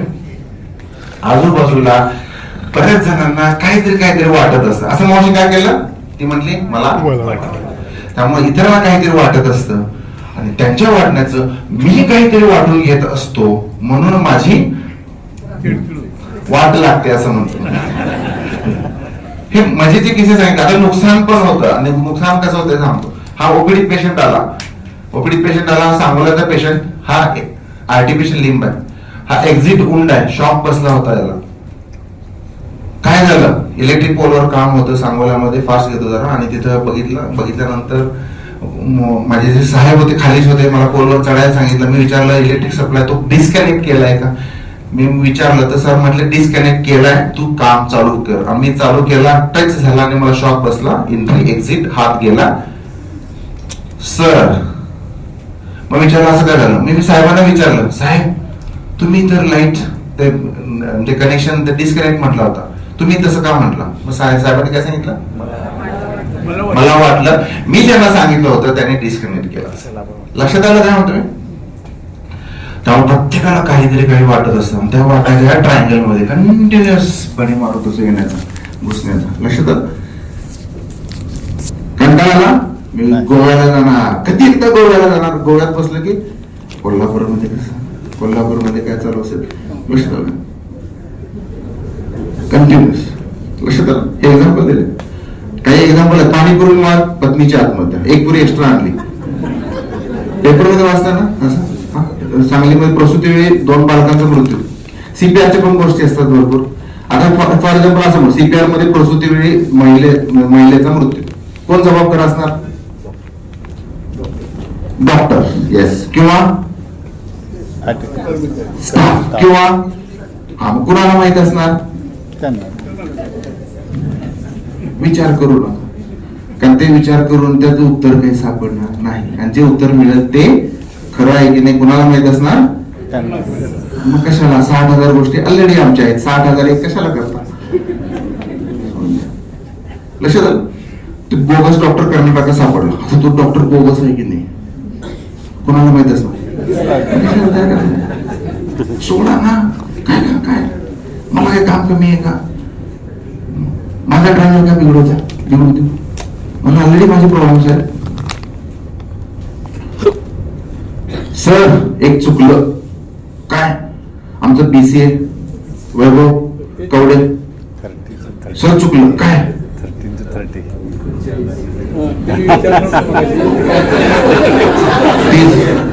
खरी स्टोरी आहे, मी तयार केलेलं नाही आहे. 30,000 रुपये मी कमी केले. तुम्ही सांगितलं होतं 13 आणि मला वाटलं 30. लक्षात आलं. कापड दाखवलं मला, दाखवलं. मी बीसीए चांगल्या टीमला घ्यायचं ठरवलं, तरी त्यानं तसं केलं. का तसं केलं, लाल कापड दाखवलं. माझ्याकडे काय ऑप्शन होता. हा, मी त्याला एवढंच म्हटलं, माझ्याकडे रिएक्शन माझी एक डेव्हलप झाली ना सिस्टीम. मी म्हटलं वैभव बरोबर आहे, मी जर तुला 30,000 कमी करायला सांगितले असते आणि तू जर 13 केला असतास तर मी तुला उचलून धरलो असतो. लक्षात आलं काय म्हणतो. बरोबर. कळलं. आणखी एक स्टोरी आहे, ही माझ्या आयुष्यात एक मोठी अशी स्टोरी आहे की याच्यामध्ये म्हणजे कसं म्हणतो म्हटलं की तुम्हाला की चांगले पण आहेत आणि वाईट पण गोष्टी होतात. त्यातली एक स्टोरी अशी आहे. हा माझं नवीन हॉस्पिटल आहे, हा 1 लाख स्क्वेअर फीटचा आहे. मी 20-25 सीआरचं नवीन 40 सीआरचं प्रोजेक्ट आहे. 20-20 सीआरचं लोनचं चालू होतं. ठीक आहे, हे आता झालं. मला जागा घ्यायची होती 3 एकर. ठीक आहे, 3 एकर ही स्टोरी, ही जागा हा शामराव विठ्ठल बँकची स्टोरी. हा 3 एकर जागा 4.5 कोटी. शॉर्ट मध्ये सांग 4.5 कोटी. माझ्याकडे 1 कोटी होते. 3.5 कोटी पाहिजे होते. 1 कोटी 3 एकर 3 मालक 30 लाख 90 दिले आणि माझ्याकडे 4.5 सीआर ची तयारी करायची होती. जवळ 3.5 कोटी पाहिजे होते. विजया बँकेनं मला लोन सँक्शन केलं आणि विजया बँक म्हणले मी गो अहेड आणि आपण ते करू. ठीक आहे, विजया बँकेवर प्लॅन झाला आणि विजया बँकेकडे गेल्यानंतर रेट ऑफ इंटरेस्ट चेक केला आणि आमचे मॅनेजर सीए म्हटलं की विजया बँकेकडचं जे रेट ऑफ इंटरेस्ट जास्ती आहे, मी तुम्हाला एक बँक सांगतो शामराव विठ्ठल. ठीक आहे, 1% कमी आहे म्हटलं. ठीक आहे, मग घ्यायचं ठरलं. Vijaya bank cancel, Shamrao Vitthal. File submit सगळं केल्यानंतर 1 महिन्यात पूर्ण करतो. तिकडे 90 देऊन बसलो होतो. 3-3-30 सगळ्यांना. 3 एकर 3 मालक 3 महिन्याची मुदत घेतो आपण. 1 महिना झाला, 2 महिना झाला, शामराव विठ्ठल बँक आज झालंय, पूर्ण झालंय, पुण्याला चला, कोल्हापूरला चला, सगळं केलेलं आहे. या पुढच्या शुक्रवारी करतो असं करा. जे करंट हॉस्पिटल होतं त्याचं पण मी लोन डील केलं होतं, जे काय असतं ते. आणि हा 350 तुम्हाला देतो, 350 देतो. आणि हे करता करता असेच दिवस निघून गेले. 3 महिने 4 महिने झाले. आणि 4 महिन्यानंतर शामराव विठ्ठल बँकचे मॅनेजर म्हटले मला, सर असं म्हणायचंच नाही, पुढच्या महिन्यात वर. आणि नंतर म्हटले आम्ही तुम्हाला लोन देऊ शकत नाही. लाल कापड दाखवलं ना त्यांनी त्या ऍक्शन 90 सगळे पैसे तर संपवलं. आता पैसे कुठे घ्यायचे? आता माझ्या ऑप्शन काय होता? एक F निवडायचा, एक फ्लाईट और फाईट. फाईट तर करून बघायला पाहिजे ना. ठीक आहे, फाईट काय, ठीक आहे जायला घेऊ. मग म्हटलं काय करू? ठीक आहे, मॅनेजरला म्हटलं, मॅनेजर सॉरी आमच्या सीएला म्हटलं तुम्ही बंद करा, आता मी काय माझा गेम खेळतो म्हटलं. Fight ICICI 50 lakh, HDFC 50 lakh, Kotak 50 lakh, लक्षात झालं का? टाटा कॅपिटल 30 लाख, LIC 1.5 कोटी, असं करून मी सगळीकडे पर्सनल लोन घेतला. आता एम काय? जागा ताब्यात घ्यायची. पर्सनल लोन घेतं, पर्सनल लोन मिळतं म्हणजे विदाउट मॉर्गेज आणि ते सिस्टीम, तेवढी अमाऊंट आपली मॅनेज घेऊन टाकलं आणि माझं डील तो झाला. मला सांगा, कापड दाखवलं मी, माझ्याकडे काय ऑप्शन होता? फोटो काढला, हेच ते मॅनेजर. आता म्हटलं कुठेतरी लेक्चरला वापरू, जर काही टिकलो तर. लक्षात आलं काय म्हणतो? आणि बरोबर नेक्स्ट डे मध्ये, एक आठवड्याभरात मी तिथे घराबाहेर पडलो आणि मला फ्रॅक्चर होता असं, म्हणून मला ते फोटो काढू झाला, आठवण म्हणून मी फोटो काढला. लेफ्ट हँडला साईन करून माझं ते पर्सनल लोन तर लिहिलं. मॅनेजरला विचारलं, मॅनेजर तुम्ही असं का केलं? मी तर विजया बँकेचं कॅन्सल केलं. मॅनेजर म्हटले मला वाटलं की देतील म्हणून मी तुम्हाला येस म्हटलं. सीए कडे गेलो, सारंग सर तुम्ही मला का म्हटलं की इथं चेंज करून तिकडे दिलं? त्यांनी काय सांगितलं? मला वाटलं की ते देतील. लक्षात आलं? प्रत्येकाला काहीतरी वाटत असतं आणि त्याचा आपल्यावर इफेक्ट हा होत असतो. तर एकच ऑप्शन, फाईट और फ्लाईट. लक्षात आलं? माझ्या हे 35 केसेस आहेत. लक्षात आलं? मला पाठवायचे की नाही विचार करा. कंप्लेंट असेच बोगस ना, खंडी मागायला आहेत, लोक आहेत, पैसे मागायला येतात, दान डोनेशन.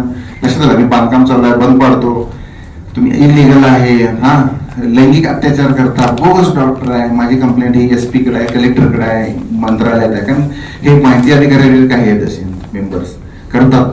माझ्याकडे ऑप्शन काय? फाईट. दुसरं ऑप्शन. लक्षात आलं? पुढे द्यायचं असेल तर ना ऍडव्होकेट एक निवडलं पॅनलवर, ऍडव्होकेट आहेत 2. आलं की मी फोडत पण नाही, घ्या आणि उत्तर द्या म्हणतो. दुसरं ऑप्शन काय? काहीच नाही, कारण मला डिस्टर्ब करायला बसलेत ना टीम. ठीक आहे, मग हा ट्रायंगल आमचा बिघडतो कसा? तर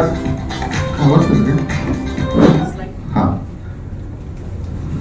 तर मी म्हटलं की हा ट्रायंगल मी नेहमी बिघडवलेला असतो, बिघडवून ठेवतो. पण काही बऱ्याच गोष्टी मी म्हटलं ना, भूतकाळातल्या गोष्टींचा विचार केला की निराशा येते, बरोबर नाही? मग आपण काही अगोदरच्या गोष्टी कशा लक्षात ठेवून आपण कसं वागत असतो बघ.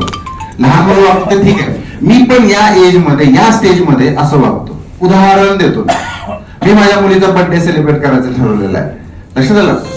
आणि नको बर्थडे सेलिब्रेट करायचं, मी म्हटलं माझ्या असिस्टंटला, विनायक कुणाला बोलवायचं?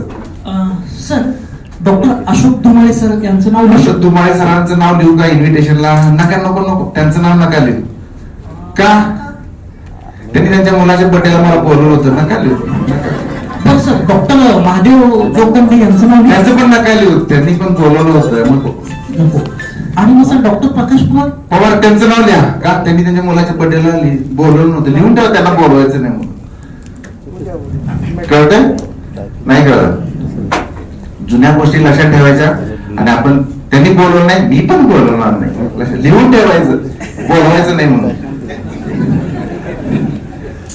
लिहून ठेव, इन्व्हिटेशन द्यायचं नाही, लिहून ठेव, तसं बघायचं. लहान मुलांच्या तर माझ्यात काय फरक आहे? कारण वय, शिक्षण आणि त्या ट्रायंगल त्याचा काही संबंध नाही. लक्षात आलं? हे ट्रू स्टोरी आहे. क्वालिफिकेशन चांगला असेल मग मला सगळे येत असं काही नाही. एक फ्रेंड आहे, तिचा फोन आला होता मला, बॅचमेट आहे. ती म्हटली की चंद्रशेखर मुझे टेंशन आया है. क्या हुआ? नहीं मुझे टेंशन आया, मैं खुदकुशी करना चाहती हूँ, मैं मुझे डिवोर्स लेना है. क्या हुआ? नहीं मैं तुरंत, मैं दो बच्चों के साथ छोड़ना चाहती हूँ, मैं खुदकुशी भी करना चाहता हूँ। क्या हुआ था, मेरी सास ने मेरे खानदान का अपमान किया, मेरी सास ने मेरे खानदान का अपमान किया। क्या हुआ था, सेहरा मुंडा ना, सेहरा दिया था मेरी माँ ने शादी के समय में, वो चेंज करने को बोला और मेरा खानदान का अपमान किया है, वो मैं बर्दाश्त नहीं कर सकती। मैंने कब की बात है, 11 साल पहले की बात है।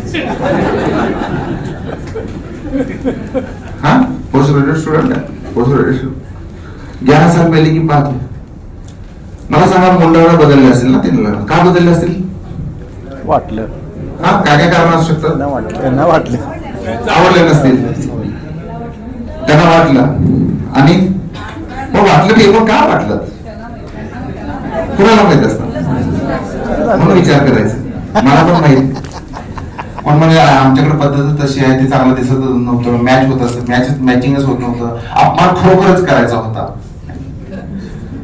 हे कुणाला माहित असणार. मग मला सांगा, 11 वर्ष काय स्टोरी चालू आहे, 11 वर्ष 11 इयर्स जर बघितलं, 11 वर्ष तिचा ट्रायंगल, आणि त्या ट्रायंगल मध्ये ती सासू आणि ते मुंडा, 11 वर्ष.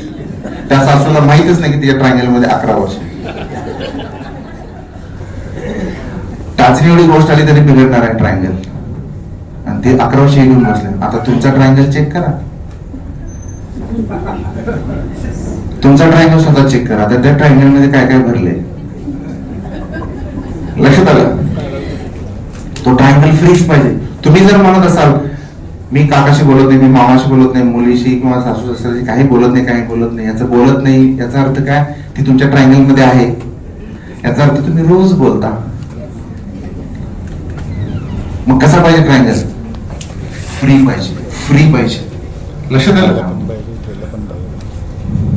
क्रिकेट वर्ल्ड कप काही असेच, क्रिकेट वर्ल्ड कप फायनल बघितला, 30 बॉल मध्ये 30 पाहिजे होते, त्यावेळी काय सेलिब्रेट केलं होतं, 30 बॉल मध्ये 30 पडले, त्यावेळी तुमचे एक्सप्रेशन कसे होते, गेलं, ह्याला कळतच नाही, ह्याला कॅप्टनशिपच येत नाही, बरोबर आहे ना? हा, त्या अक्षरलाच मारलं ना परत, 16 का 20 रन अक्षर पटेलला मारलं. रोहित शर्मा शिवगाळ केले इंडियाच्या टीमला, भरपूर जण केलं. मग ज्यांनी मग मला सांगा, जिंकले तर मग चांगली टीम, आणि हरताना माझे एक्सप्रेशन तिथं ऍक्च्युली काय कसं पाहिजे, क्षणाक्षणाला ते कापड दाखवते, प्रत्येक बॉल आपल्याला कापड दाखवते. लक्षात आलं ना काय ना तुम्ही? आणि माझे एक्सप्रेशन, मग ज्यांनी शिवगाळ केलं त्यांना सेलिब्रेट करायचा अधिकार आहे का? लक्षात आलं? तो आनंद, मी काय वेळ पुढे जातो, आपण पाहिलं होतं सगळं, बरोबर आहे ना? हे सगळं मग त्यावेळी आपल्याला आनंदाश्रू पण आले, ठीक आहे, पण जे चाललं होतं त्यावेळी आम्ही डिस्टर्ब होतो कंटिन्युअस. किती जण मी बघत असताना खुर्ची फोडले, ओरडत होते, काय करत होते, बरोबर आहे, पण अल्टिमेटली बोलायचं झालं, ठीक आहे. सुसाईड ही बिहेवियर आहे. का बिहेवियर आहे? सुसाईडची रसभूत जी आहे, खाण, हे सगळे आहेत, पाहिलं तुम्ही, बरोबर की नाही? सुसाईड आपण ऐकतो पण पाहतो पण. का करतात सुसाईड? बिहेवियर हे आहे, थॉट माहित नाही त्यांनी का केलं, विचार करू नका, पण काहीतरी पॅथॉलॉजी असणार. लक्षात आलं काय? त्यामुळे सुसाइडल आयडिएशन असतील तर तुम्ही ऍक्शन घ्यायलाच पाहिजे. एक्सपेक्टेशन म्हणून म्हटलं, expectation is a route cause for all, ठीक आहे. B1, B2 आणि B3 लक्षात. ठीक आहे, 2 मिनिटं उभा राहा. आहे 15 मिनिटं आहे ना, करू नका कंटिन्यू. आणि ऍक्च्युली 6-7 तासाचा ऍक्च्युली वर्कशॉप असतो. मी तुम्हाला असं थोडं, अपेक्षा किती असतात? 3 प्रकारच्या अपेक्षा. B1 अपेक्षा, B2 अपेक्षा आणि B3 अपेक्षा जगाकडून, ठीक आहे. थोडं उभं राहा, बसा रोज तुम्ही होणार, बसा. आता B1, B2, B3 मी तुम्हाला शिकवलं ट्रायंगल व्यवस्थित ठेवायचं. तुम्ही म्हणाल मला मी तुम्ही सांगाल तसे प्रॅक्टिस केली करणार आणि मी स्टेबल राहणार आयुष्यभर, हे तुम्ही म्हणणार. आता काय ट्रायंगल कोण आहे ते बघूया, कसे होणार. पण आपण एवढ्या वर्ष जी आपली मनाची ठेवण किंवा जे सॉफ्टवेअर आहे मनाचं, त्याची सिस्टीम अशी आहे, पटकन डिस्टर्ब करायला लोक बसलेले आहेत आणि तुम्ही डिस्टर्ब होता. बसलेले नाही, तुम्ही डिस्टर्ब होता. ऍक्च्युअली बसलेले कोण डिस्टर्ब करत? जगात कुणीही टेन्शन देत नाही, मला ते टेन्शन देणारे वाटतात. सिंपल. तो त्याचं काम करतोय, तो त्याचं काम करतात ते सगळे. B1 एक एक्झाम्पल देतो, क्षणात कसा कोलॅप्स होतो. मिरजमध्ये doctor Sunil Yadav orthopaedic surgeon होते, कुणी ऐकलं असाल तुम्ही. हा 2008-9 ची स्टोरी आहे. माझं क्लिनिक तिथंच होतं, सुरुवातीला रेंट नव्हतं त्यावेळी. सरांना लिगामेंटची इंजुरी होती आणि सरांचं असं होतं की म्हणजे ऑपरेशन करून घ्यायचं. केएलईला बेळगावला वर्कशॉप होता ऑर्थोपेडिक सर्जनचा आणि तिथं लाईव्ह डेमो करून त्यांनी ऑपरेशनसाठी माझं ऑपरेशन करायचं असं त्यांनी काही कन्सेंट दिला होता आणि ठरलं. ठीक आहे. त्यांचे मोठे भाऊ राजशेखर म्हणून आहेत. तर हे B1 कसं बिघडतो ते मी सांगतो. ते म्हटलं मी ठीक आहे, मी बेळगावला जातो. जाताना अगदी खुश व्यवस्थित होते, ट्रायंगल व्यवस्थित, काहीच नाही, बरोबर. माझे मित्रच मला अॅनेस्थेशिया द्यायला पाहिजे. डॉक्टर विवेक म्हणून होती इचलकरंजी, त्याला त्यांनी घेतलं आणि ते बेळगावला गेले. वर्कशॉप लाईव्ह ऑपरेशन होतं. स्पायनल द्यायचं ठरलं, स्पायनल अचीव्ह झाली नाही लेवल आणि काहीतरी GA द्यायचं ठरलं. तर डॉक्टर विवेकनी GA दिलं आणि त्यांना कार्डियक अरेस्ट झाला आणि डेथ झाली, ऑन टेबल डेथ. डेथ झाली आणि का कारण असतील, काय कारण असू शकतात त्यांची, तर ते काय त्यांना असेल बॅडी कार्ड होता नाही होता, ते काय आता वेगळी गोष्ट आहे, पास्ट हिस्ट्री. कुणाला माहित असणार, शोधायला लागले सगळे VIP पेशंट सगळं झालं. कुणाला माहित असणार, अॅनेसिसला तर विचारू, अॅनेसिस कुठे आहे, अॅनेसिस सापडेना. अॅनेसिस सापडेना तर शोधलंच, लक्षात आलं झेन मध्ये ते सापडले. अर्ध्या तासांनी त्यांनी इंजेक्टेबल घेऊन सुसाईड केलं. आता मी काय सांगतो तुम्हाला, असं सुसाईड ही ऍक्शन आहे त्या डॉक्टर विवेकची. ऍक्शनच्या अगोदर काय होतं, इमोशन्स. मी नाराज होते आणि त्याच्यावर नाराज काय आले, थॉट मध्ये प्रॉब्लेम होता. लाल कापड काय, death of my friend is death incidence. आणि त्याच्यानंतर माझी रिएक्शन द्यायची पद्धत वर्षानुवर्षी माझ्या पद्धतीनंच करतो मी, म्हणून मग अशा काही गोष्टी घडल्या की मग होती. मी त्यांचं काय अनालिसिस करता येत नाही, पण सांगितलं. थॉट्स कसे असतात, B1 अपेक्षा माझ्याकडून. बघा कसं असतं, सुसाईड काय होतं, अपेक्षा माझ्याकडून.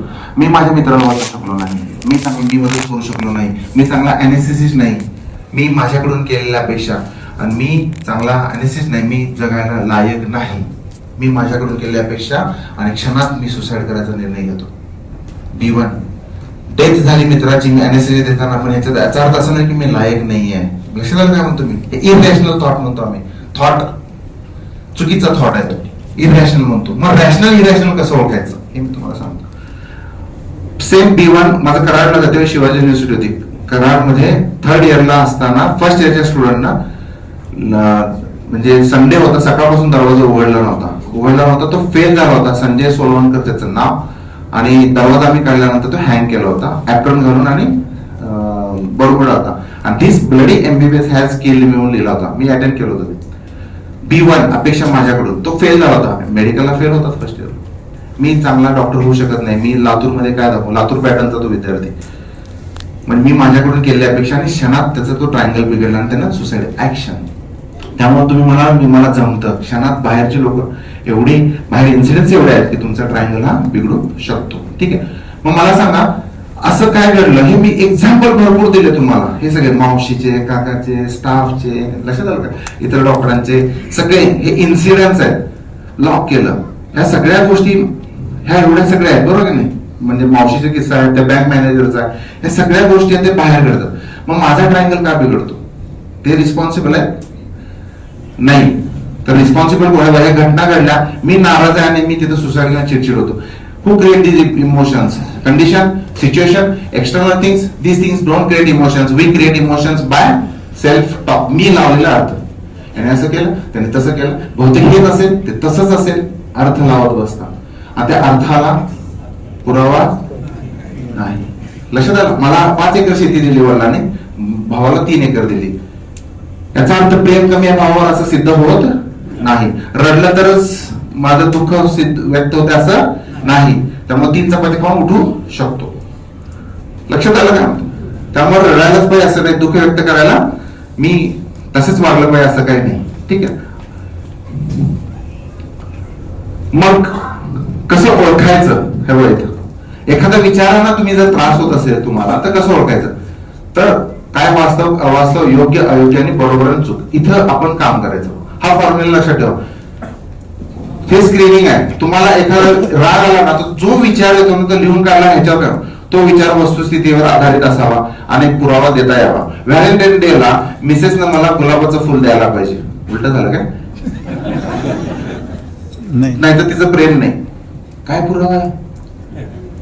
काय पुरावा आहे? वडिलांनी प्रॉपर्टी इक्वल दिली तर वडिलांचं प्रेम सिद्ध होतं का?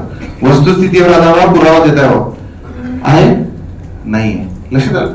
आरोग्याकरता जीवनाकरता हा विचार योग्य आहे का? नाहीये. माझं जे गोल, माझं जे ध्येय आहे तिथं मी वाटचाल करेन का? मी जर डिस्टर्ब होत असेल तर नाही. तो विचार आला, तो विचार स्क्रीन करा.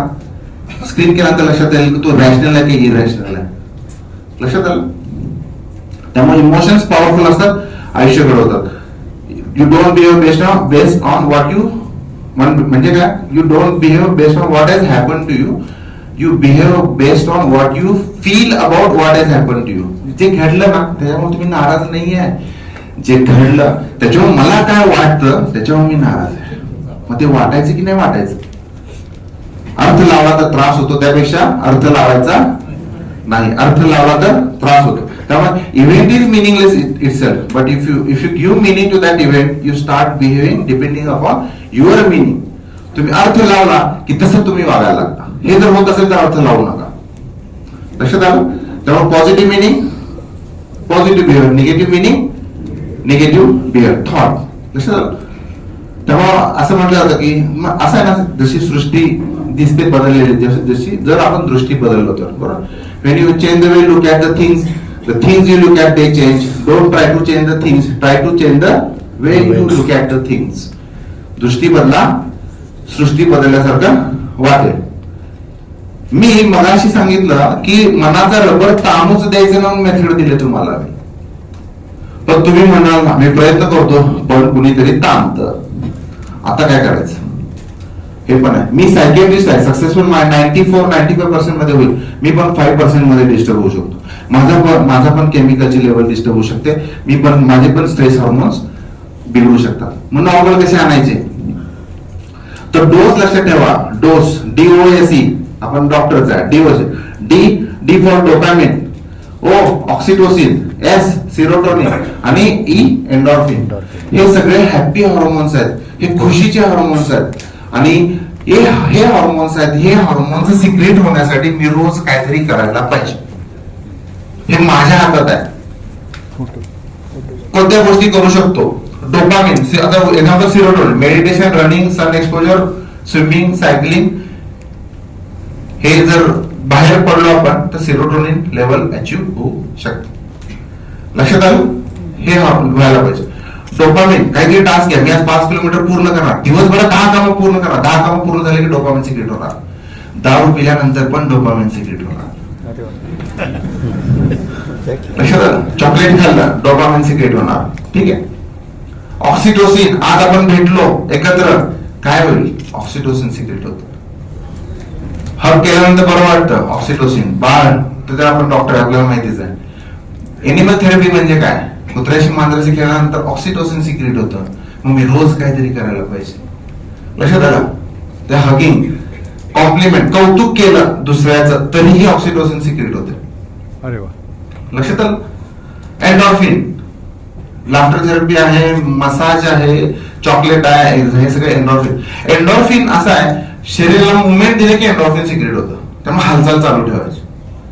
मुवमेंट चालू दिली की एंडॉर्फिन सिक्रेट व्हायला चालू होतं. मग वॉकिंग असेल, रनिंग असेल, सायकल, मुवमेंट दिली की एंडॉर्फिन सिक्रेट होतं. मग माझ्या हातात आहे ना, मी करू ना, काहीतरी करतो, अर्धा तास 1 तास रोज. ठीक आहे.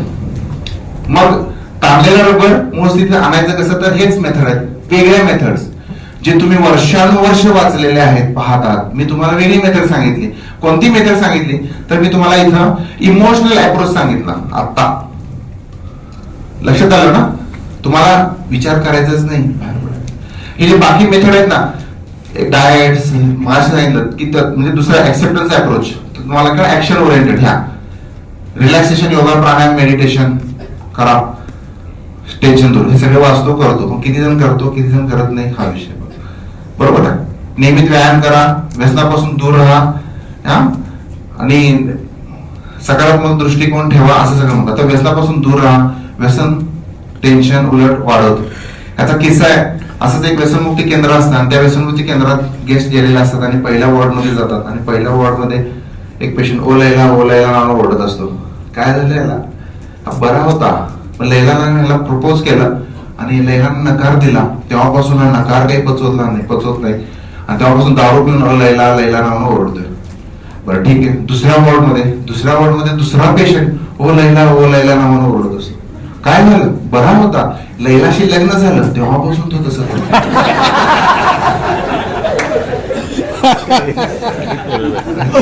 माझ्याकडे 60-70 पेशंट आहेत तर ते अल्कोहोलचे, तर का दारू पितोस? तिच्यामुळे लक्षात आलं. लग्न होऊन किती वर्ष झालं? 15 वर्ष. पहिल्यांदा कधी पिलो? 20 वर्षापूर्वी. लैला नाही म्हणून दारू प्यायचं, लैला आहे म्हणून दारू प्यायचं. लक्षात आलं? ते असं आहे. चांगल्या मित्रांच्या संपर्कात राहायचं. लक्षात आलं काय म्हणतो मी? काय सांगितलं तुम्हाला मी?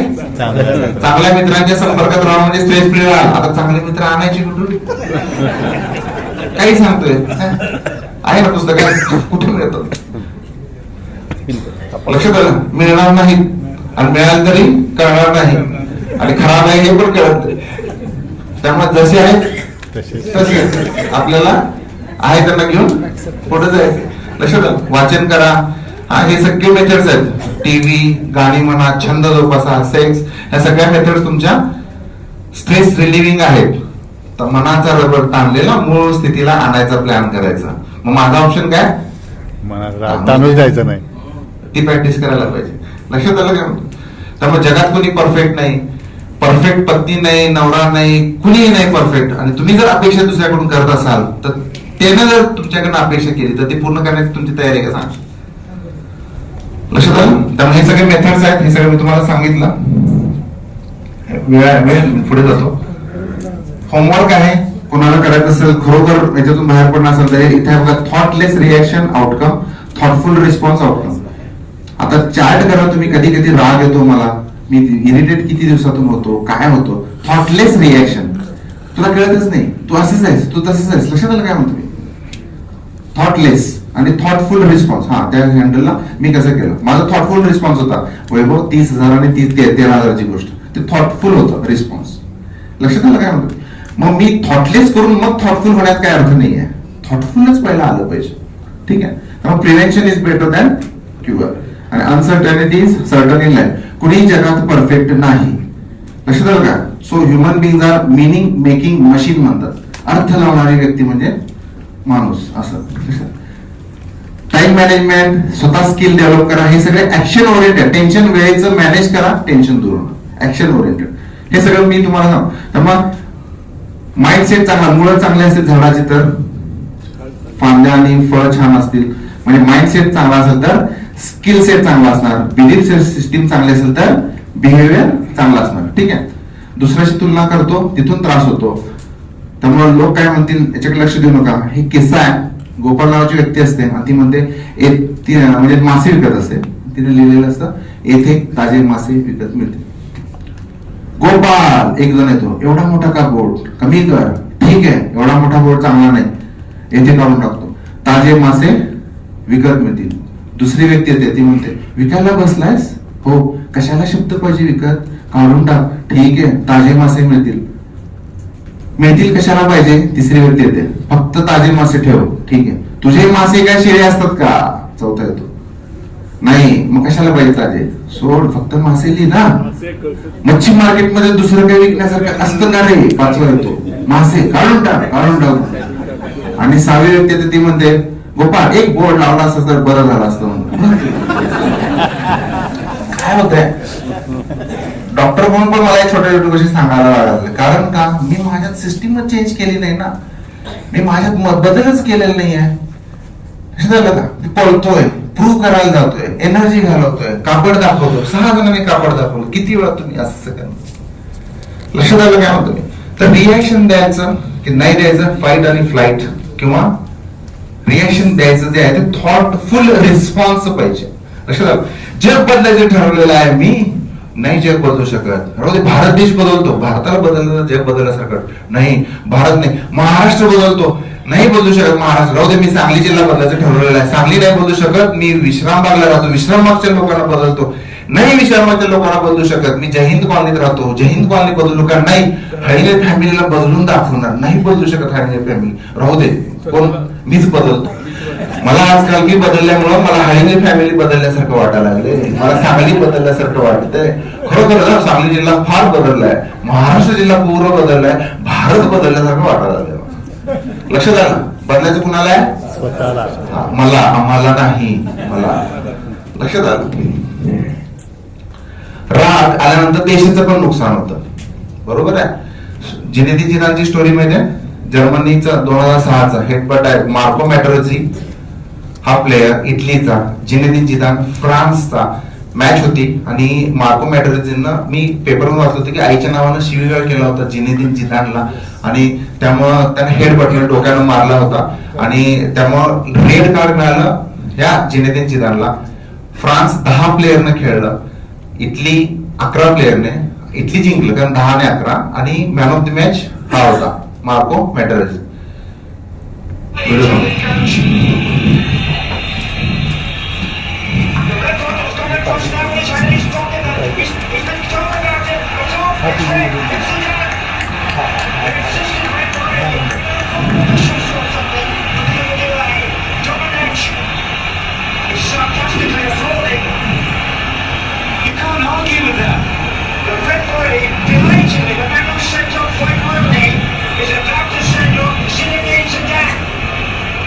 हा मॅटेरोझी. As long as they've seen it, it is impossible to argue against it. This is the incident. Materazzi had an arm round Zidane there. Then they looked at each other. Why did this go on so long? Well, I think words were obviously said, weren't they? Obviously, Materazzi said something there. मग याला काय झालं की red card मिळालं.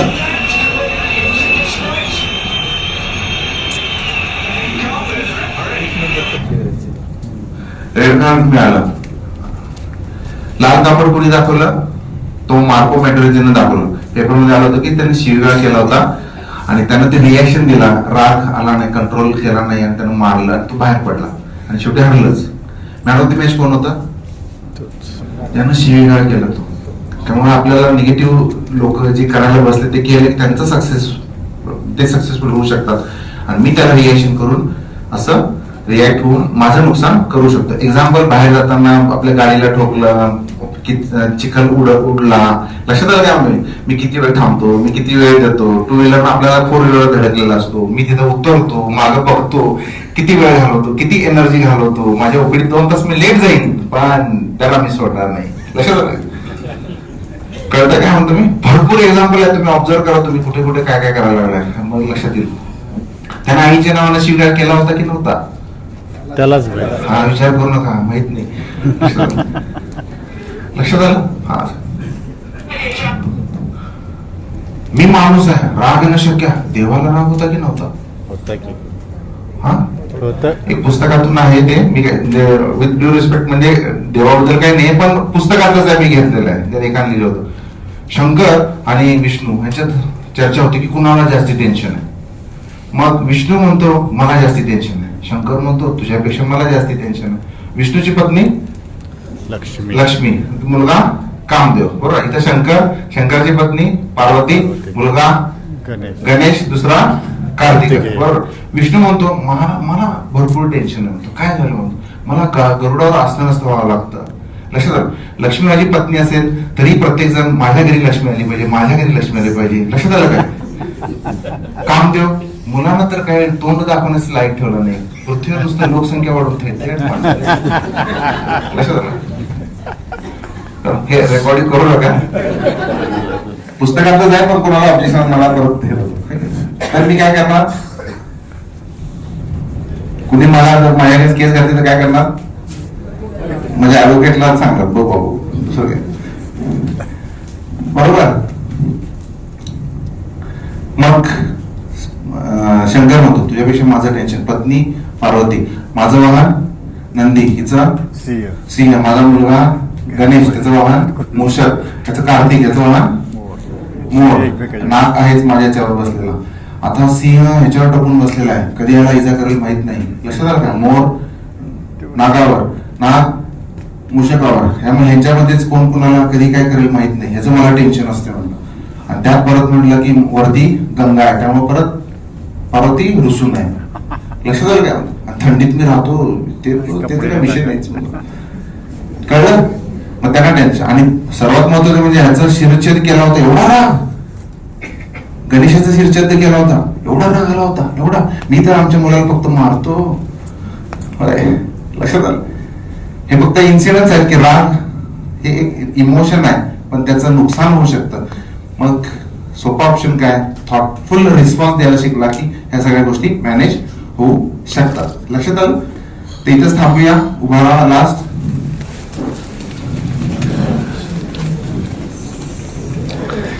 तर आपण काय शिकलो जाताना? Take home message. मनाचे 3 भाग असतात: थॉट, इमोशन. माझ्यासोबत बोला. Thought, emotion, behaviour. Positive thought, positive emotion, positive behaviour, positive outcome. B1 अपेक्षा माझ्याकडून, B2 अपेक्षा मला तुझ्याकडून, तुमच्याकडून, आणि B3 अपेक्षा करायची की नाही? करायची, पण अट्टाहास नाही करायचा नाही. लक्षात आलं का? मी अट्टाहास केला तर चालेल. लक्षात आलं? हा, या जगात परिस्थिती, सिच्युएशन, फॅक्ट कोणी बदलणार नाही. बदलायचंय कुणाला? मला. आम्हाला नाही, मला. लक्षात आलं? हा, मला मी बदललो तर सगळं बदलल्यासारखं वाटेल. बरोबर आहे? मग आता माझ्यासोबत म्हणा, असं तर असं, असं तर असं, तसं तर तसं, तसं तर तसं, असं तर असं, असं तर असं, तसं तर तसं, तसं तर तसं, नाहीतर जसं आहे तसं. सर्वांनी आपल्या खुर्चीवर बसायचं आहे. जेवणाची अजून नियोजन केलेलं नाहीये. आता माझा शेवटचा प्रश्न आहे. 1 मिनिट, शेवटचा प्रश्न आहे.